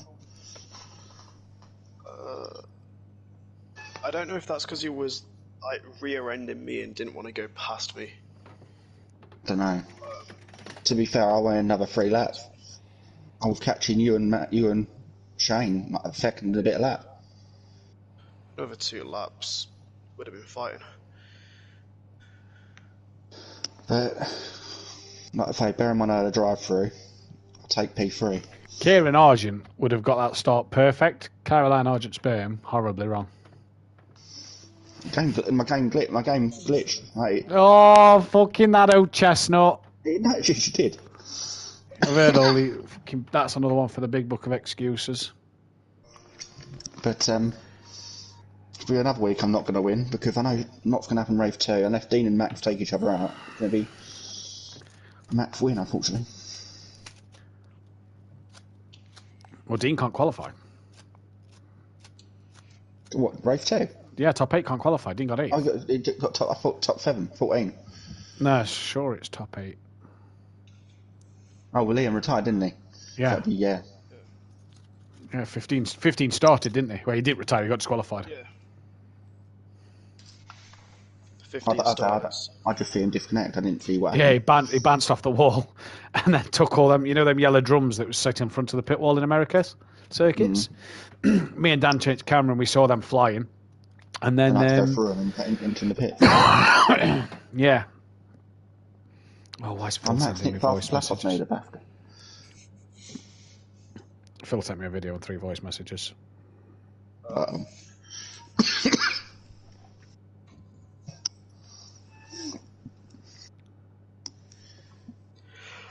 But I thought I wasn't going to do my drive through lap 1. I thought I see a gap after the lap 1. I thought, if I can just get in that gap. I don't think I see anyone that race other than Max. Again, I think you see Max there doing what Max does best, and that's sort of when he's on his own, he's rapid. When he's not, he struggles. Max did have, not gonna lie, Max did have more pace than me early lap in race laps 1 and 2. He was all over the back of me, but Joe was just pretty much about staying on track there, Joe, weren't you? what happened? Did anything happen between Max, Joe, and Bryn? Do they all seem to come? I know that Max and what's his name? Do we all fall to come in and hit for the same lap? And I'm thinking, Max and Shane had a coming together. Yeah. That's how I Joe got past. in top 3 coming all at once. Yeah, I saw they had a go in together, and I'm like, you know what, I'm just going to go in the pit and get it out of the way with. They followed me in because I mean, it's the sensible thing to do, isn't it? And I thought Shane was going to be in the pits longer, to be fair. I thought I timed it right, because every time I got round turn 1, people were just coming out the pit, so I got in front of them. Yeah. And to be fair, obviously, I seem to be catching you, especially Joe, middle sector. From the bus stop chicane down to the bottom of the hill, I was catching you a second of that. That's where I was gaining. Oh, Max, hello, I want to report that green ship Porsche. I want him a league ban. Mate, you do not report. You do not get to choose what penalties the drivers get. It's 2 weeks now. You have turned around and said that you disagree with the penalties. Stovsloff. I think Stovsloff's been lagging, and then Max just has been too impatient and hit the back of him. Yeah, to be fair, I nearly got buffed up chicane. Stovsloff. End of the day, mate. I was going to say, we have to deal with Jamie, right? Oh yeah, cool. I'm not saying that. No, I know you're not saying that. And if Max can't be patient enough, well, that's Max's problem. We've got Jamie, and Jamie at times is fucking horrendous. I'm not saying Stoff's any worse, but he was terrible. Yeah. He was literally just saying what happened. I'm not saying penalty for that, but he basically coming down the back straight into the bus stop. He was about 10 yards behind me. Yeah. All of a sudden, he's alongside me in the bus stop. Fair enough. Either way, lag's lag. That's a part of online gaming, right? If Max is going to kick off like that and say he needs a league ban, I'm sorry, mate. We'll do our fucking job. It's lag at the end of the day. Fucking turn it. I don't know if my stream will show it, but I'll show you what happened. Especially last corner. On about Stovsloff? Yeah. Yeah, I see him lagging in front of me. It's not Jamie lag, it's worse than Jamie lag. But I know I could say lag at the end of the day. But I don't know what it looks like. I don't know what it looks like on stream. On main Dan, stream. you back yet? I've now got 4 voice messages from DJ Phil in a video. Fuck you know. Go. Go. Just double check everybody's in the right car. Yeah, go. Getting a bit fed up of Max, yeah. Why? He needs a race ban. If he doesn't have a race ban, I'll be very unhappy. League ban. If he doesn't have a league ban, I'll be very unhappy. I'm like, mate, we decide the fucking penalties, not you. Gil, that's 2 weeks in a row now you've messaged me shit saying what people should be getting. We decide it, not you. Is that Shane? Shane is in the party, yes. What? Oh yeah, well done, Shane. Sorry, I haven't finished venting there. I didn't wake up till fucking 7:15. That's what meant to wake me up so I could get some practice in, which I didn't bother. Love that. I had an afternoon nap and got up at 7:15. Leon Fernie is sending his footage for damage. Brilliant. I've got Phil's. Did you catch that where I took Max out? I don't know. We did see it. We did see it. Yeah, that was my fault, wasn't it? I don't know. The angle's hard to tell. We'll need your view. It looks like it though. He was in front of me, so it's got to have been my fault. Yeah, unless he brakes and you don't expect it, or he moves and. It's usually 70% of the move is down to the car behind. Yeah. So. Welcome back then, ladies and gentlemen, to Simplay Motorsport here for round 12, not the round 12, round 12 of the season then. The championship looks like this. 60-point lead. Max has lost 5 points to KLF. He's lost 19 to Shane, though, because KLF and Shane tied for second place now. Monkey Boy, after his 150th appearance on 126.79 behind Argent, sits now in P5 with Rabbit Joe in 6th. Dean Wasocki, 7th place. Ulkbar gains points on him in 8th. DJ Phil is now 9th with Leon Fernie 10th. Bryn up to 11th, ahead of Bozzy Boy by a point. Welshie now up to 13th with Smithy 14th. Excuse me. Stovsloff in 15th place. Constructors, Audio Sport and Tour Pros only gain 3 points in that first race over the SRL Racing team, who sit at the top. Super Crash Bros, though, they're now only 70 points behind in this one. SFA Acora Racing are 112 off the back, with Terminal Velocity ahead of Wakasaki Racing by 7 points. Simplay Racing then 120. MC Motorsport bringing up the rear on 106. 351 Drivers' Championship points left up for grabs, and 611 Constructors' points up for grabs. And we've got good old Sweet Caroline in the party. Kieran, talk us through that race, because it was what we believed a cracking start that turned into a drive-through penalty. Yeah, just a bit too eager on the gear shift to get away over the line. But overall, take the P3, especially after a drive-through, coming through the pack. Can't be bad. Good pace from the Acora today, and good pace from yourself in the Acora. Like you say, you come through the pack to get the P3, but couple more laps you felt you could have had Rabbit Joe and Shane. Yeah, most definitely. Like I say, I was catching Joe a second lap, wasn't too sure what pace Shane was running because obviously I just focused on Joe in front. But yeah, I was another couple of laps, but ran out of laps in the end. Run out of laps in the end. The Acura must feel good around here. How does it feel? We said in the build up to free practice that it's very much a chassis circuit, not a lot of room for the power. Do you feel that today? Yeah. Again, I didn't really come up against any cars. I sort of levelled mostly on my own, other than with Max at the start. So I didn't really get a chance to judge it against anyone else. But just be able to get my head down and do the consistent laps I know I can do. And going into race 2, what can you do from here? Because you've had a good start to the night. What can you do looking like you're going to start 15th place? Normally, with history, looking back, I normally have one good race and one poor race, so hopefully it doesn't continue. But I'll be hoping to get a start at the pack if I can. Well, we wish you the best of luck, buddy, and go and get them in this one. Dan, just before we head to Joe, Liam had a 2-place grid penalty, and now there's no P1 on track. Has he been disqualified for speeding in the pit lane? I have no idea. Either way, it's he's not currently on track. I am having a look around.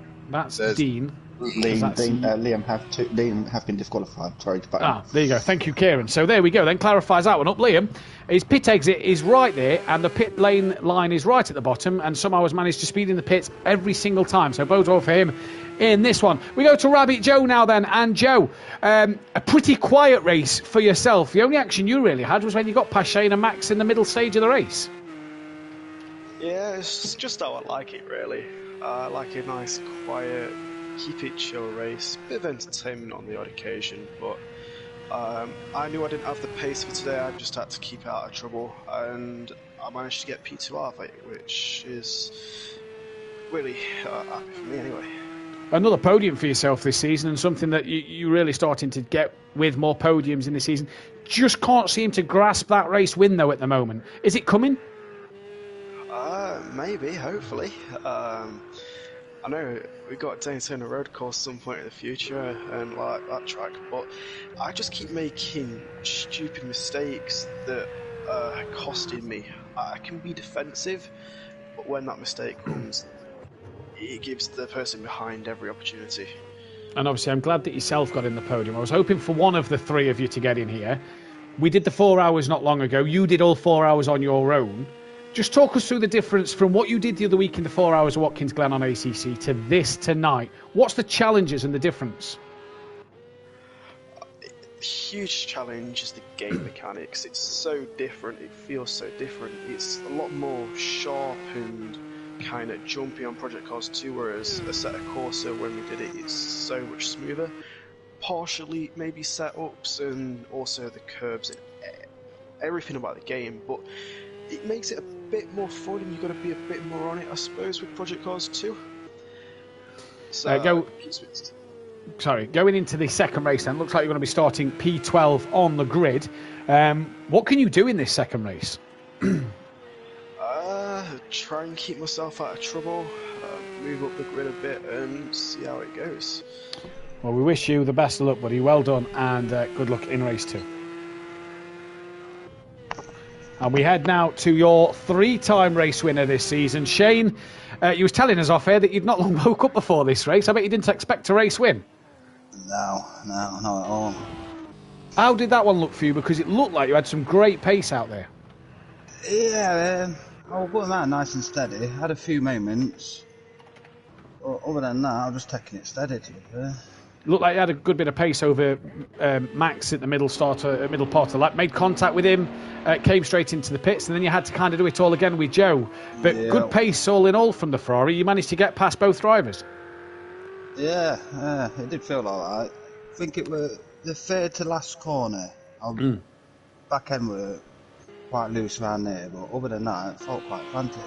Race 2, you're starting by the back, 13th place. What can you do, buddy? Hopefully stay out of trouble, but it never happens. Well, we'll let you get back to it as your teammate is currently on pole position. So we'll let you get back to it, and best of luck for race 2. Cheers, mate. Bryn then, Dan, on pole position, 44 dead at the moment. So looking like a Ferrari wins the race, and a Ferrari may be on pole. Max, currently well off the pace at the moment, hasn't yet set a reasonable lap time, we think. I think that was an outlap he's just done, but he seems to be having a little bit of issues at the start of the session. But he's currently on a lap. We'll see what he can do. He's currently 29.3 off the pace. Once he comes through the first sector, we'll see how close he is. Now, in the first sector, 7 seconds off his best. So I think he's been running the wrong tyre, because he said in the Discord, what tyre is everybody running? So if he's on the hard tyres, he's been struggling all night because the temperature is way too cool for the hard tyre. It is indeed. Now, by my calculations, did Kieran say Liam had a 2-place grid penalty? Yes. Right, so that will put Leon 7th, Ukbar in 8th, and Liam... I don't know if it'll put him last. Well, we'll find out. From the session, and surely it would put him last. Well, at the moment, there's no P7. Max is 6th, Leon's 8th. There's no P7 as Bryn crosses the line, and no improvement there. 6/10 down on his best, as the next car to come to the line would have been Smithy. That's a big hit in the wall. He's got chance for one flying lap. The next man to get to the line is this man, Max Mulder. And he just needs to nail this final part of the lap to make sure that he is not starting P6 and is as far forward as he can possibly be then. Gets that penultimate corner fine. Keep it out the wall at this final corner, Max, and you should be on your way. Nicely done. Doesn't quite use all of the runoff then. Comes down towards the start line. Bryn decides that he's had enough of qualifying, and Max only goes P6. One lap to find 8.5 seconds, and that is all she wrote. Where then is DJ Phil and Monkey Boy? Phil is just starting another lap. He needs to find 0.6 of a second. Monkey Boy currently on a lap, and then it's Stealth Sloth. So we'll see where Liam will qualify. That's the big one. Is he at the back? Is he going to be P9? I think the game might put him P9, just for the fact that there's no 7th place there at the moment. Either way, Monkey Boy currently 3rd. He's just done his 150th race. He's now on his 151st race start. 1 second off of Bryn at the moment for pole position. Here comes Monkey Boy then to the line. How the Audio Sport team will want a pole position in an extra point here. No improvement. Stealth Sloth, the car behind. What can he do then as he comes round? Final to do one more lap. Stealth Sloth to the line. Any improvement from him? A bit. 14 thousandths of a second. Max still going here. Yeah, had that big spin. I can't see him really improving much on this lap down. Well, he was 8 seconds down his best, and he comes to the split now. He's 4 seconds up. So he will jump Stealth if he nails this lap, but still has an extra place closer to the front. But yeah, I think if he ain't going to get another lap, but at this rate, he might be at least ahead of Stealth Sloth. I think 4th, maybe it's a push. We'll see what happens. Either way, what an incredible job if he does get it on the second row. Stealth Sloth does not do a final lap. He is done. Max bails. So could have maybe gained on Stealth Sloth in this race. He's bailed to the pit lane. Only 2 men can take this pole position away from Bryn now as they come to the line. Here comes DJ Phil. What is he going to do here? Down the start straight. Is this going to be provisional pole for DJ Phil? No. No, it is not. So now we look to Monkey Boy. Can he take 2nd place away from Phil? Can he take pole position away from Bryn? Bryn this season not actually had a pole position. So this will be his first one of the season. We await Monkey Boy now. 2 corners to go. Gets that one fine. Oh, now just stayed within the limits. Now don't touch the wall on the outside. Really pushing the Porsche to the very, very boundary edge. To the line comes Monkey Boy. You'll have to find out in a minute. I think he stayed 3rd.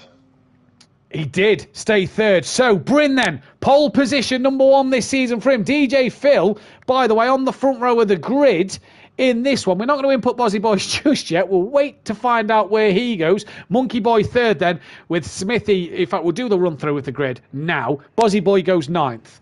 So there we go. 9th place for him. That promotes Ukbar to 8th, and that promotes Leon Fernie to 7th. Right, so Bryn, DJ Phil, row 1. From Monkey Boy and Smithy on row 2, Stealth Sloth and Max will let you catch up. There we go. On row 3, row 4 is Leon Fernie and Ukbar, promoted because of that Bozzy Boy's penalties. On row 5 with his teammate Dean Wasocki and Temp. P11 on row 6, KLF 900 and Rabbit Joe in the Porsche P12. P13 Shane and P14 Welshie. And at the back, Caroline Argent _22 What can he do? I absolutely hate this track and this car. I can't wait for next week. Watch me absolute send it in the race. Hey, we're all for send it. Make sure it is clean, though, please. As Jamie Brazier in the chat. DJ Phil, he says. Now, Dan, we're on the stream tomorrow.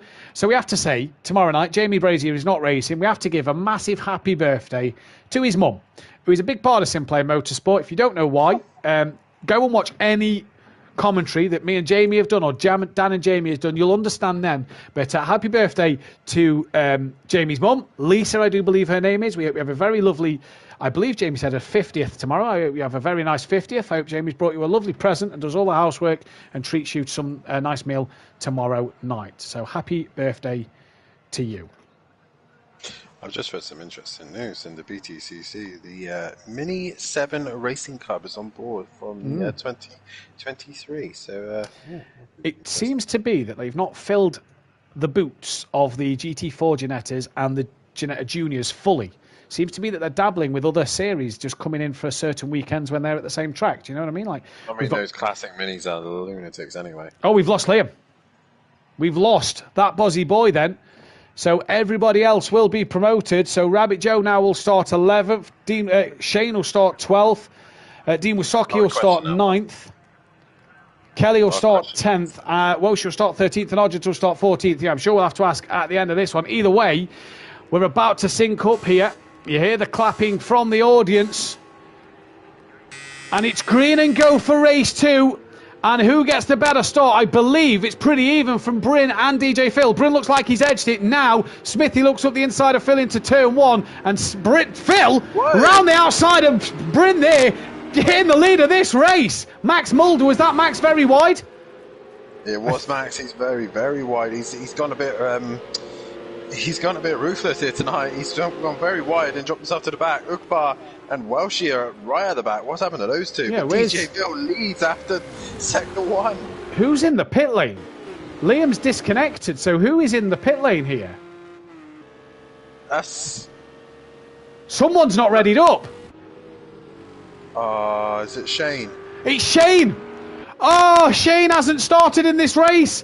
So we're down to 13 drivers. He gets a race win. Points over his rivals in this one, and he's not started. Dean Wysocki's dropped to the back of the pack. So does Leon Fernie. So if they made a mistake, and we're down to 13th and 12th for them two teammates last season. But we've lost Liam, we've lost Shane. What a shame here then.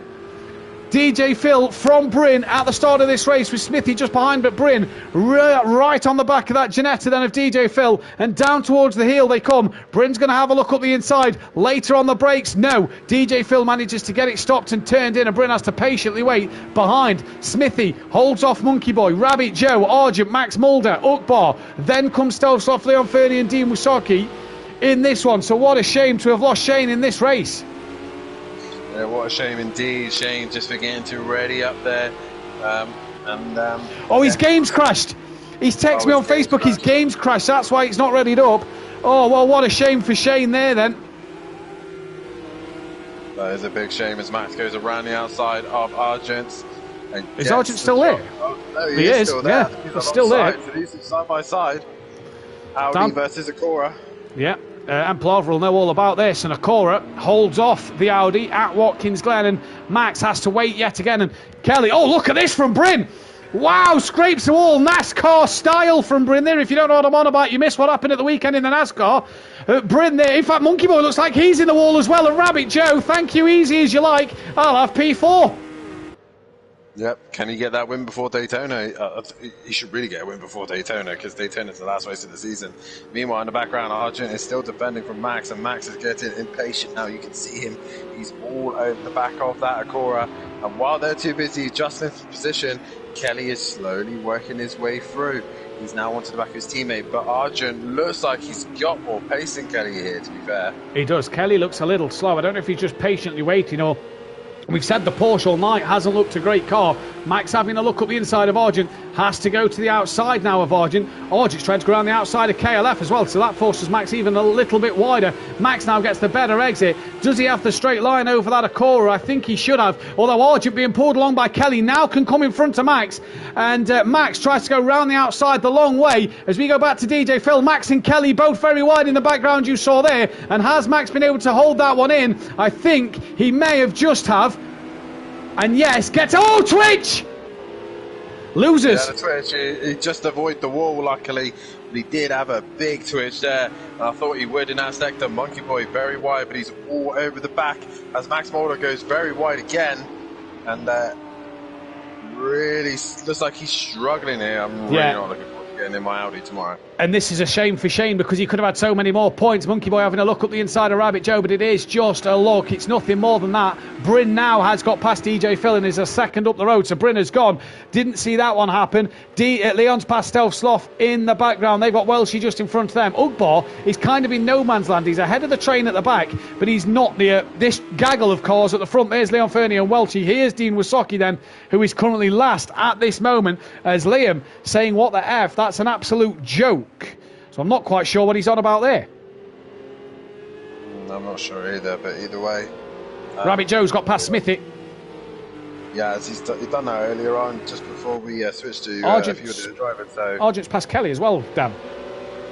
Yeah, I think Kelly's had a moment somewhere possibly and just lost out to Argent. Argent is all over the back of Monkey Boy and Smithy, so maybe it's all concertinaed up a little bit. Oh, he's not now! He's not now! He's had a big spin, and the lap before the pit window stays still. He pulls out of Ugbar's way, and Ugbar had to take to the grass there, but Argy Bargy, all that good work he has done has just come. Oh, what's happened to Phil? Oh, he's the wrong way now. So Phil the wrong way. Has it just warmed up a little bit, Dan? And people, I don't know, it looks exactly the same as race one, but people just struggling here early doors. So it's Bryn from Rabbit Joe, from Smithy, from Monkey Boy, from Kelly, from Max Mulder then. Max all over the back of Kelly, Kelly on the back of Monkey Boy on the back of Smithy, Kelly playing rear gunner at the moment. And we were just saying, you was just about to say how Argent looks so good in this race today. Monkey Boy misses his braking, has to go straight on to avoid the back of Smithy. Max trying to chop at the bits of Kelly's car, and they both gain a place as Monkey Boy now runs wide, down towards turn one. Here comes Max, the outside of Kelly, brakes early. Kelly looks on the inside of Smithy. He now has to avoid the back of Smithy, and he now makes a mistake and allows Max into P4. Smithy's like the trolley train right now. All trying to find a way past him, and they're all struggling to do so. Rabbit Joe managing to do so. Can he hunt down Bryn now? That's the question. But Max is on a mission now. He's cleared the two Porsches of the Team Audio Sport Old Pros, and now can he work his way past Smithy? That is the question. Bryn out in front. Are we going to have a round where possibly Max not won a race at all? Possibly so. Are we going to have a new race winner here? Obviously, Shane's now won 3 races this year. Bryn looking for his first of the season. He's not won since Imola last year. And Max right round the outside of Smithy. Smithy, though, can get on the power a little bit earlier than Max. Tries to keep Max to the outside, but Max will have the inside line for the next corner. Does he back out of it? Does Max? No. Looks straight up the inside. Bit of a twitch mid-corner, and Smithy is helpless to that one. Max back on the podium at the moment. Yeah, Max back on the podium, and now he's got to try and hunt down Rabbit Joe. Remember, the Audi looks very strong at the start of the race, but afterwards it seems to fatigue a little bit, so we'll keep an eye on that. Smithy's still on the back of, though, of Max, and Kelly's work going with him. Argent in a bit of a scrap with Leon Fernie as the pit window has opened this lap, so the guys can pit under this window, but Welshie now on a recovery drive also. He is indeed. We didn't see what happened to Welsh at the start of the race, or Dean Wasocki. He's down in 12th. He's got past Stealth Sloth as Smithy then. Now down to 4th, trying to stick with Max. Who pits early? Do we see any? I think Kelly's going to box early. He is. He is so, indeed. Lap 4 for KLF then. And, yeah. Leon, a spin. Who's that? That's Argent coming in. Leon's had a spin in a moment. DJ Phil avoids, Welshie avoids, Argent, Leon Fernie come in. There's just a lot of individual mistakes tonight, Dan. Wow, Kelly stopped there. Good stop. He barely stopped and he kept going. He has got that pit stop down to a T, he has. But now Rabbit Joe under pressure from Max, and even Joe said himself he needs to get rid of those mistakes that he's having. as Welshie now all over the back of DJ Bill and all over the curve at the same time. Let's talk about Welshie a minute, Dan, because he just seems to look like he's getting better and better and more adapted to that Porsche every week, doesn't he? He seems to start to be growing in confidence in it. Yeah, definitely so. I think the Porsche, it depends on the circuit, really. The Porsche can be a massive hinder, or it can be a great car to be in, and it adapts to most circuits. So, yourself, you struggled with it, but yeah. I've had 2 wins in the championship with it, and it's definitely a car that I couldn't find a single circuit where it was weak. They're enough strong everywhere. You look at Gary as well, 2 championships in it, and many race wins in the Porsche, as well as yourself. Little each took some wins. Biggs had a few wins in it as well. A few people have done well. This man's done well in the Porsche whenever he's been in it, as is KLF. And we remember what Nicky used to do in it as well in the Pro-Am. He's had good times in the Porsche. Well, she just seems to be gelling with it at the moment. Max, though, has had a few wiggles on the back of Joe. Just seems to be a lot quicker. He has more speed than Joe at this stage of the race. But Joe, at the minute, says he needs to cut out his own mistakes in the interview just now. Can he maybe use this time to keep Max at bay and maybe just try and stop them errors? Has Welshie just had a moment as Smithy, Monkey Boy and Ukbar all in the pits. Ukbar with an early stop in this one. Yeah, Ukbar is in. DJ Phil will not be able to pit now under this pit window. So Welshie goes through as well. But right now, Max is on the back of the Porsche. Oh, what a run! What a run! But he had to get off the power there. I think Joe might have had a little wobble or something at the top of the hill or something, and Max had to bail out that one. He's going to go around the outside of the inner loop, and he gets the job done. Rabbit Joe was not able to hold that position. I think he's just passed off the track there, Danny's. Well done to Max for letting Joe back through. I wonder if he's just missed the first part of the chicane there and let Joe back through, as Dean and Stove Sloth have also been in the pits. And an old friend in the chat. Very good evening to you, Nicky, as Kelly's now back into P6. Just as we go on to Nicky, he's been commenting on my photos today, so nice to see Nicky in the chat. But he's cleared Smithy, importantly. He has cleared Smithy. Yeah. And Kelly was behind him, so Kelly's undercut has worked. Kelly's net leader out of all the drivers who's pitted at the moment. So Kelly net leader on that one. Bryn as well. So if Bryn has a bad stop... We reckon 24 to 28, don't we? Is what we said in race 1. Mm-hmm. Kelly's stop, though, was phenomenal, wasn't it? It was phenomenal pit stop, and Kelly obviously knows how to get the best out of his pit crew. He's employed a few from Red Bull that they apparently made redundant. Well, clearly they are. They're here at Watkins, but anyway, we're not saying that his team's a cheat. No. Now, Max has repassed Rabbit Joe and is now going to chase after Bryn, but 5.2 seconds the gap is. Apologies, I wasn't looking at the time. You're out of sleep today. I don't know about this second race. It just, I don't know, qualifying practice. You missed a few. Yeah, I don't know. This track just seems a bit of a lull, if you ask me. But plenty's happened. I'm too busy admiring the Christmas tree, then, if I'm going to be honest with you. Oh my God, you mean that tree, man? Welshie into the pits then at the end of lap 6, and Kelly gets past Welshie then. So where will Welshie feed out? Smithy's going to come through as well. Bryn 5 seconds ahead of Max. What can Max do? Well, it sounded like he had a bit of a tyre squeal coming through there. So we know that, like Dan says, and like we saw in race 1 this week. Hello, who's Smithy. that? Straight out the pits up the inside of Ukbar? No, he undercutted Ukbar. He did the switchback. Smithy, what a guy. That was cheeky. That was a good little move there from Smithy. I'm impressed. Yeah, but he's not called the GOAT for nothing, you know. As the Ginetta versus the Acura down towards the chicane they come. Smithy a lot earlier on the brakes than Ukbar, and can't do anything about that. Ukbar, though, a little wide. Is that to give Smithy the room? Smithy's not there, and Ukbar gets that job back done. Welshie then out the pitch, just ahead of Dean Wysocki then. So a bad stop for Welshie, who was battling. Who was he battling? Was he battling Leon Fernie? I can't remember. It's just dropped down a little bit. So Welshie... I think he was around the Monkey Boy. Yeah, I believe you're right. Argent's gaining on Monkey Boy. So Argent's only a couple of seconds off the back of him. Argent wants another good result. He said, didn't he? Monkey Boy's just had it stop. That's possibly why. So all these guys had their stop. Yeah, I think, So Welshie's been in, Monkey Boy's been in. So Argent now is in his kind of... his lull as such. As Bryn, I think, has had a moment. He's lost a little bit of time. Max has just pumped in a 45-0. So yeah, Bryn is he's staying consistent, but Max is on the pace now. 100%. Bryn is flat out. I've just realised I've muted my mic. I was talking to you, but I don't know how I've muted my mic there. Either way, Bryn's flying at the minute. He's doing good pace for himself, but Max is absolutely on it as DJ Phil comes in at the end of lap 7 and Kelly now P4. But he's 30 seconds behind Bryn. So Kelly's lost some time to Bryn somewhere then as Max comes through the chicane. No, Tony, I've not got the lights on just yet. There's no duck baubles on the tree. It's just the tree that's up with the lights right round. So we could hide the wire from the 4-year-old nephew. But the baubles will be going on soon. God's sake. Anyway, halfway through this race at the minute, lap 8, and Bryn, Max, and Rabbit Joe still yet to pit. As DJ Phil drops all the way down to 10th, so he's at a. Is he still there? I think he's still there. He's still there. He is still there. He's having a nightmare pit stop. There might be a special event coming up, Nicky. It'd be great to see you back for a special event as we come down to Christmas. I'm sure we'll think of something and get something going. But DJ Phil is still in the pits down, and Stel Soft's now got past him. He's about to become a lap down. Finally gone. Lost a lot of time. Yeah. That's ruined his race there. And I think Bryn is just he's just kind of patiently coming into the pit lane here as Bryn comes in then at the end of lap 8. I think Bryn's just more cautious on his pit entries. Got that time penalty, didn't he, last week? And does he seem to be a bit cautious because of that? Rabbit Joe follows him in as well.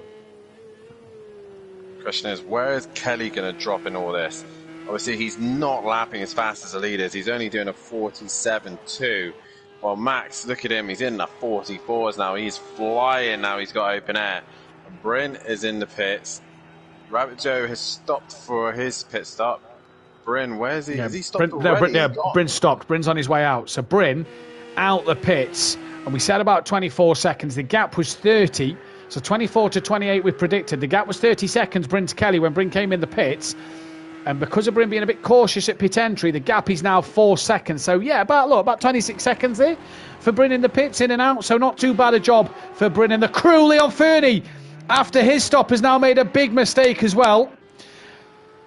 And that then has cost him. Can Welshie and Dean Wysocki get on the back of him? Dean looking for some more points in this race, as is Welshie. KLF then on the podium here. And now can hunt after Bryn. Bryn's had some good pace over Kelly in this race at the minute. Ukbar behind is one to keep an eye on in the 45s. Joe comes out P5. And, Joe down in 5th place. He's got Smithy a couple of seconds behind. Argent's got past Monkey Boy. Just noticed that one. So Argent's got past Monkey Boy. The marshals to the side there was waving a green flag. Good to know that the American marshals just stood there waving a flag for no apparent reason. And DJ Phil, what a great start to the race, but his pit stop down has rather ruined it. Yeah, that pit stop has really upset him there. And I think Max is he's going to try and extend this gap as much as he possibly can. No one's around, no one's in his way, and he's just going to go as long as he possibly can, a 45.0.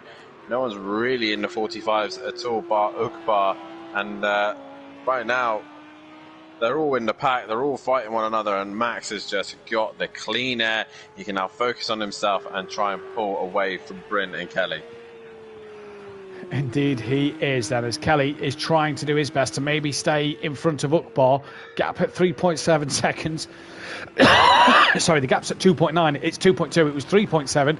Kelly to Bryn. Ukbar there was had a bit of lag there because he bounced off the curb and then just turned very strange.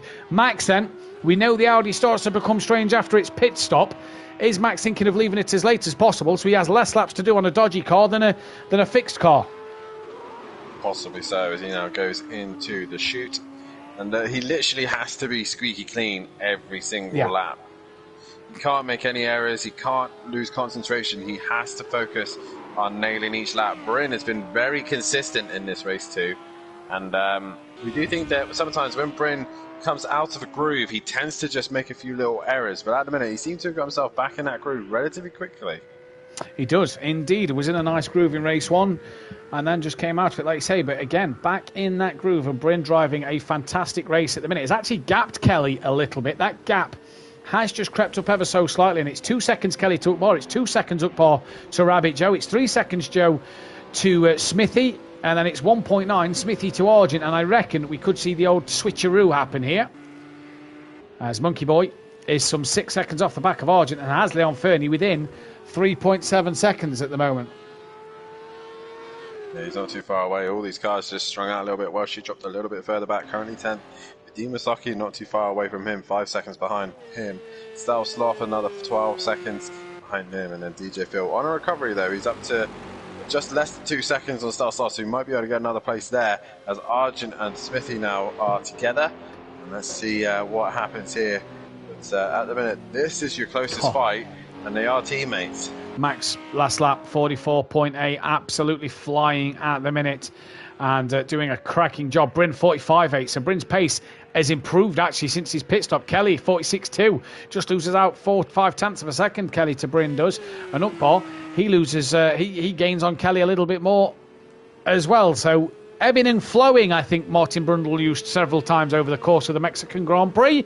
He must be watching Simplane Motorsport. If he does, let's hope he likes and subscribes. And let's hope the rest of you like and subscribe and hit the bell to be notified. Did you see what he did there, Dan? That's good, that was, wasn't it? Yeah. Sounded good with you yawning. So, yeah, it must have entertained you massively. DJ Phil on the back of Stealth Sloth. No, you're fine. On the back of Stealth Sloth, and that for P12 and 13. Max Mulder catching the pair of them. Max, the only driver left to pit in this race. What does Max do now? Obviously, I think it's going to be a tight gap between him and Bryn at this stage. 25 seconds.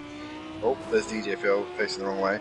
He is catching Stealth Sloth, and he had a little incident with Stealth Sloth last time. So, is he going to want to pit before he catches Stealth Sloth, or is he just going to keep going as he's going? Yeah, it's an interesting one, isn't it? He's going to keep going, is the answer to your question there, Dan. And jump Kelly, and Kelly's, I think, at the moment. Yeah, Kelly's fifth. Oh, he's round. He's round. So what has happened to KLF? Oh! And he just hit somebody. I think he's hit Smithy. Was it Smithy? Now, Kelly hasn't really moved. I don't think moved. The American cameramen doing terrific work yet again, as always. Did he hit Kelly or did he hit Argent? Because they both look like they've got front-end damage to me. But Kelly now... Smithy had nowhere to go and kind of just barged his way past. What has happened? Because Kelly running on a podium looks solid. He's now down in 8th. Monkey Boy 7th place at the minute. And Max, once again, carries on his way. Or is this the same lap? No, Max isn't that far in front. As well. 50, yeah, he has actually. 9, he has, yeah. Yeah. So Ukbar 2 seconds off the back. They're letting Max run away with this one. Kelly's at the moment, he's got Leon Fernie breathing down his neck. Is Kelly going to have to pick? Because is he carrying the damage, or is he going to try and hold it for as long as he can? Oh, the back end of that car does not look very nice, if I'm going to be honest with you. I think he's had an Acura smack past it, possibly. Leon Fernie round the outside. Oh, got a bit out of shape there, did Leon Fernie. And Kelly back up the inside, but that Porsche is walking wounded. And for KLF tonight, you've jinxed him, Dan. It's all your fault. Possibly so. But the thing is, whatever happens to Kelly tends to happen to me the day after, so it's going to be fun. Yeah. Could it start to happen to the Overtaker so we can catch up a little bit, do you think? I just wish it doesn't happen at all. Yeah. That's fair. Fair point. Is there a car off? Is there a car?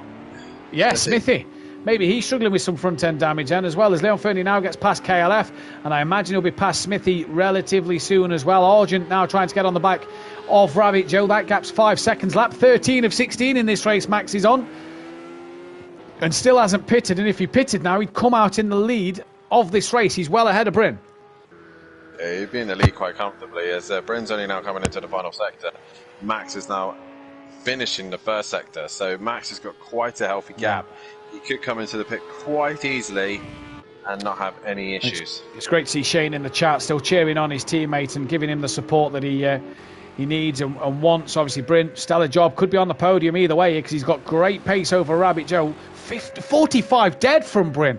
45-2 from Ukbar. Bryn straight back on the pace. What a shame he's made a mistake somewhere, because tell you what, he could be really pushing Max here on that pit stop, but with that little error, it's not going to be the case. Kelly now 9th. Needs to hope and pray that this car stays together. He's got 17 seconds to Welshie, and he can't afford any other errors at the moment. Bryn, 1.2 ahead of Ukbar at this moment in time and going great guns at the minute. Rabbit Joe's got to start worrying about Argent maybe, because that gap 5 seconds, and Argent took a second out of him last lap. And is Argy Bargy here going to be in the same position he was race 2, Dan, where he just kind of wishes for an extra couple of laps at the end? possibly so. Arjun, though, is that he's having a quiet night where he's just slowly picking people up bit by bit. And I think as well, just to see here, Uqbar is slowly picking his way onto the back of Bryn. So after Bryn putting that heck of a lap the lap before, he's now just under a little bit of pressure from Uqbar, I think. He is indeed then, as Smithy and Leon Fernie now go at it. These two have history at Alton Park and Laguna Seca, as Uqbar getting closer and closer to the back of Bryn, as Dan says, and through into the final sector they come. The tumble dryer sound of the Ginetta. I hate the sound of the Ginetta. I think it's awful. As Uqbar then tries to catch Bryn, and Smithy's now been passed by Leon Fernie, and damage to the front end of that car, we believe, for Smithy. As Welshie not really making any inroads on Kelly here, as Uqbar is on the back of Bryn and has 2 laps to do so. Max still not pitted yet, just to note. Yeah, no, he's still not pitted, but if he makes one mistake, these two are going to be in the pound seat. As Uqbar crosses line of 44.7 from Uqbar, he's had a absolute flyer there. As Smithy's still within reach of Leon Fernie, just popping up every now and then. Up on the times for me, he's just within that second still. I say that. Leon Fernie as I think Smithy's still got the damage from on the front end for hitting the back of Kelly, and Kelly's obviously struggling with that as well. But Welshie indeed not making the impact on Kelly that I thought they might have made here at the back end of this race. Uqbar then just dropped off the back of Bryn a little bit at the early part of this lap. Not as close as he was he, at turn 1? No. Not as close, but keep an eye on Max. He's currently on lap 14. I think he's worried about his car being funny at the end of the race again. He's going as long as he can without any issues. He's now pitting. Yeah. So Max Mulder then pits at the end of lap 14, gets it slowed down right now. So keep your eyes on Bryn and Uqbar. They're only just coming over the bridge. And here they come then. How good is Max stop? Don't forget he had a bit of a poor stop in race 1. So needs to hope that he has a good stop in this second race to get in and out ahead of Bryn. He's missed his pit box! Oh no! Right. At all. Here comes Bryn and Uqbar. How far down the pit lane is he's halfway? He's about halfway, yeah. Down. Oh, Uqbar's hit Bryn! I think Uqbar's tapped Bryn! Oh no! Oh god, Uqbar's waiting. He sat there waiting, and who's just gone through? It's the rabbit. Oh, Bryn and Joe's now come together. Well, that's an easy one for Max. Well, Max is going to come away with this race win. RG Bargie's going to... Oh no! Oh my... Absolute chaos here on the last couple of laps here. Uqbar now trying to feed his way through the chaos, and he's back on the podium, but Monkey Boy's now on the scene. You can't make this up. Rabbit Joe's now second. Uqbar's still stayed third place out of all of that. Argent's now up into fourth. Thinking, yeah, what's happened? Mate, he misses his pit box. Bryn and Uqbar had the best chance to get through after he's missed his pit box, and Max now sits 16 seconds up the road from Rabbit Joe. He does indeed. Uqbar is currently in front of Argent. Argent's probably carrying some damage. The bumper is hanging off on the front of that car. But wow. I don't understand what just happened. I think it looked like Uqbar was trying to get up the inside of Bryn. That tapped them both round. I didn't see what happened, Bryn and Joe. And then Bryn's trying to get going, and Argent comes around the final corner and just makes contact, and then they tap each other twice. And Monkey Boy now could gain some points, and they need the points if Max is going to win this for the Constructors' Championship. What's up? Uqbar just touching the grass there. All right. Like... Oh my god. Rabbit Joe, 2 second. Rabbit Joe, 2 second places. Who'd have thought that tonight? I think he's struggling. He's probably got damage when he hit Bryn, but Uqbar's probably got a slight tap. His car's probably the freshest, but either way, Bryn is the biggest loser out of all this. Yeah, he is indeed. He is indeed. Then, as we go into the final lap of the race, poll for Driver of the Day come up on your screen now. Make sure you get your vote in for who you think is Driver of the Day. If you disagree with who's on that list, type it in the chat and we will add that to the column. As Bryn now trying to hold off from Monkey Boy with that bit of damage. All 4 of these cars, bar Monkey Boy, possibly has damage here. Joe 47, Ukbar 46, Argent 48, Bryn 49, Monkey Boy 47. Oh, 1 lap to hang on for Bryn, maybe for P5. Leon Fernie's just on the back of these cars as well. He's just there. He's not done too bad, has he? Track limits to top 60, so that one if he gets a move done later on. But Ukbar, I think his car's in relatively decent shape. I don't think it's badly damaged like Bryn's, but either way. I think the Ukbar one, I think Ukbar's just basically got a nose up the inside. He kept it out the wall, didn't he? It was Bryn that was in the... As we say that, good drift, well held, carry on. It was Bryn that then became a bit of a battering ram from the other 2 as well, wasn't it? So, yeah. I think Ukbar kind of got away with it. It looked like one of them that he's got the nose up the inside. He's gone round. Yeah, down to 7. Oh, and he's had such a good race. You have to feel for Bryn in this. Definitely. He's had a good race. Leon bouncing off the wall then. But this man, Max, may be a bit fortunate to be in this position on the last lap. But hey, you take the good fortune with you and go on with it. He's not won the last 2 races. That went the way of Bozzy Boy due to a penalty at Dubai last week. And Shane race 1 tonight. But Max Mulder is going to come to the line and is going to be the race 2 winner then. And for Max, it is job well done here. Good job he didn't spin across that line there, because that would have been twice in 2 races. Either way, Max wins the race then. Ukbar gonna look to attack the back of Rabbit Joe. He's going to be on the outside for the hairpin. I think Joe's going to get this one done. Get on the power. Has Joe got the legs? Of course Joe's got the legs. He's in a Porsche, but Ukbar pushes him hard to the end. He's P3. We get to speak to Ukbar tonight. Argent, a 3rd and a 4th. Good night of points for him with Monkey Boy just on the back of him for P5. P6 goes the way of Leon Fernie. Bryn at the end. It all went horribly wrong. We say about the Audi going off at the end. Bryn went off at the end, P7. Kelly down in 8th. What happened to him? Well, we saw he had a moment himself. And then, we did see he had a moment. We just saw him facing the wrong way. Smithy, 9th place. Maybe what could have been for this man tonight as well. He was running so well at the start. Running on the podium spot. It's just gone bad to worse for him. Welshie, P10. Again, not the result he was hoping for, but the result nonetheless. For a 10th place for him. Diwasaki, points, I suppose, but not what he would have hoped tonight. He had good pace in testing. DJ Phil has just got past Stove Sloth. These 2 are only at the heel. So DJ Phil needs to make sure he gets the end of this lap bang on if he's to come away with that P12 in this one. And I think it's going to be pretty hard for him to get this wrong at the very end, I think, for DJ Phil.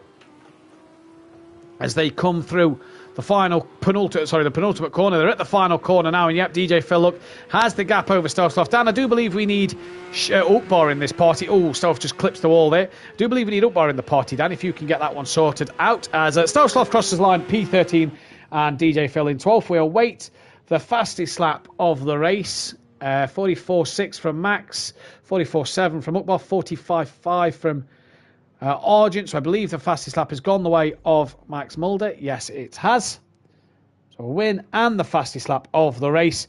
And while Dan gets Ukbar into the party, then the championships look like this. What a shame for Shane, whose game crashed on him, and that is why he couldn't get in. He gains all them points over Max in race 1 and loses out in race 2. He's now dropped to 86 points behind Max, 78 ahead of Kelly, with Monkey Boy now 94 behind in P4. Rabbit Joe 5th, with Argent now moving up into 6th place. Ukbar goes ahead of Dean into P7 as well. Dean now down in 8th place, 3 points behind Ukbar. Leon Fernie up into 9th with DJ Phil 10th. Bryn up into 11th place ahead of Welshie in 12th with Smithy 13th. Bozzy Boy drops to 14th after a great week last week. Disappointment this week. Stelsloff 15th for Lucas Roth bringing up the rear. And in the Constructors' Championship then, it looks a little like this. 29 points the gap. SRL Racing Team to Audio Sport and 2 Old Pros. Super Crash Rose now 96 behind SFA Acora in P4 with Terminal Velocity Racing P5. Wakasaki Racing in 6th, Simplay Racing 7th, and MC Motorsport bringing up the rear. And we have Ukbar in. And Ukbar, it's been a while since we've got to speak to you on the podium. Yeah, it's the first time this season. I think last time was in Kota, I think. Talk us through the end of that race. Sorry? Talk us through the end of the race there. That was a bit crazy. Yeah, yeah. There was 3 cars. I met. They were left and right, so I have to zigzag through it. And luckily, I missed them all. And yeah. Yeah, good pace from yourself tonight. Good race 1, good race 2, a good night's worth of points. Yeah. I sure needed those points. I had a bad start, vacation, so I missed a week. That doesn't help either. So, but I'm gonna try as best as I can. Yeah. We go to Sakito next week. Should be a good track for that, Janetta. What do you think you can do around there? I think if I get the car stable and the tire temperatures under control, I know that Janetta is a very fast car. Yeah. So when the setup is right, I should be okay. Well, we wish you best of luck for next week and massive congratulations for tonight. Yeah, thank you. And we've got Rabbit Joe in the party. And Joe, I bet you didn't expect 2 second places tonight, did you? No, especially not at my pace, but I just kind of came through the pack at the start, kept it clean and rode my race with that little bit of entertainment I like at the end. Yeah, it was very entertaining at the end. The podium was slipping away from you, and it all kind of... Well, I don't know. You tell me what kind of happened at the end, because, yeah.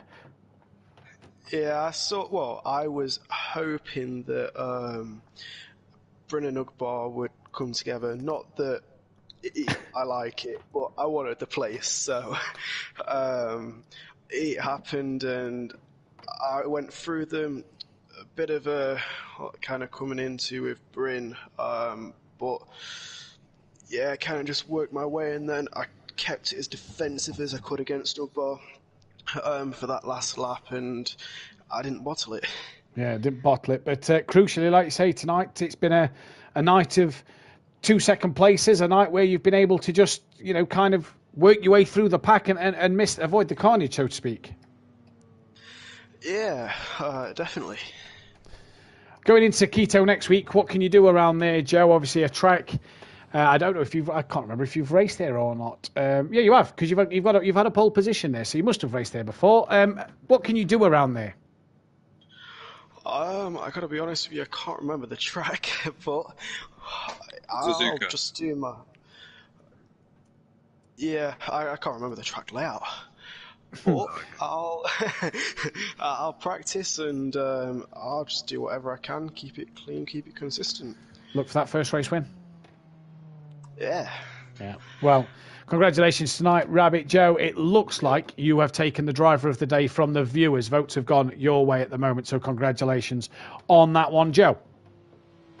Nice. Well done to Max and Ugbar, by the way.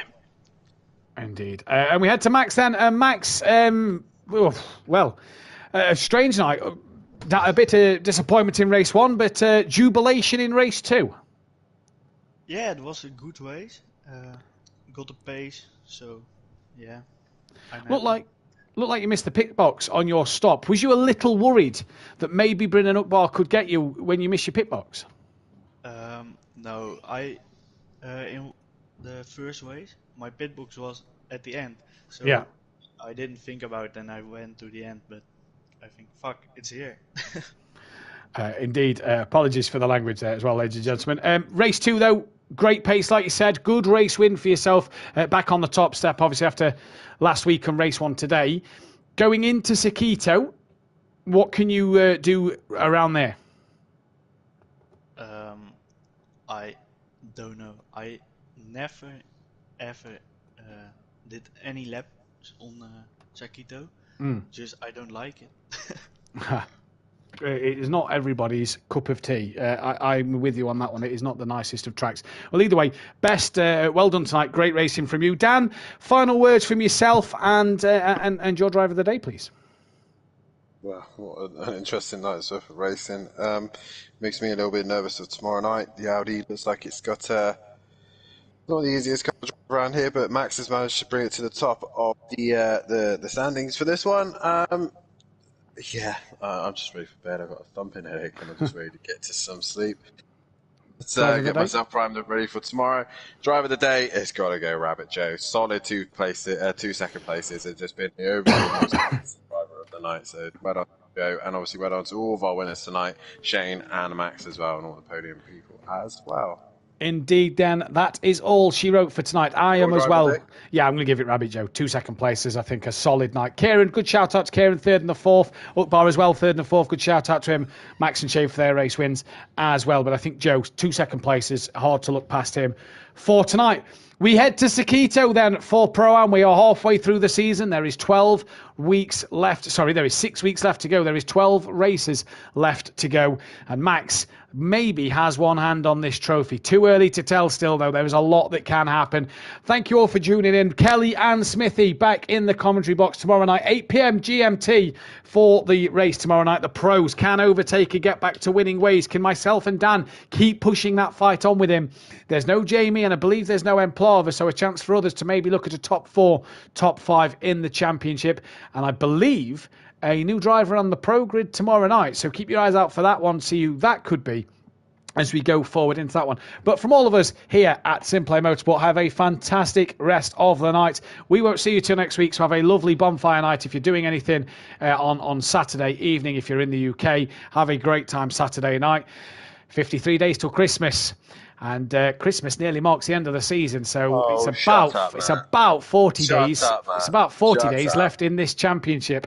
Halfway through the season done. We will catch you next time. Good night. Arigato.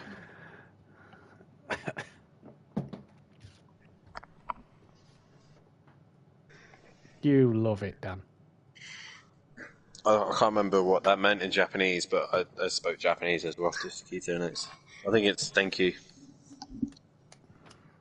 Is that right? I think it is. Yeah, arigato. Arigato. Yeah, I think so. I think you might be right. Right, let's go to fucking Facebook and see what shit I've got. Oh, right, I'm off, boys. I'm fucked. Yeah, catch you later, buddy. Bye. Bye. Oh, Rabbit Joe loves the fish.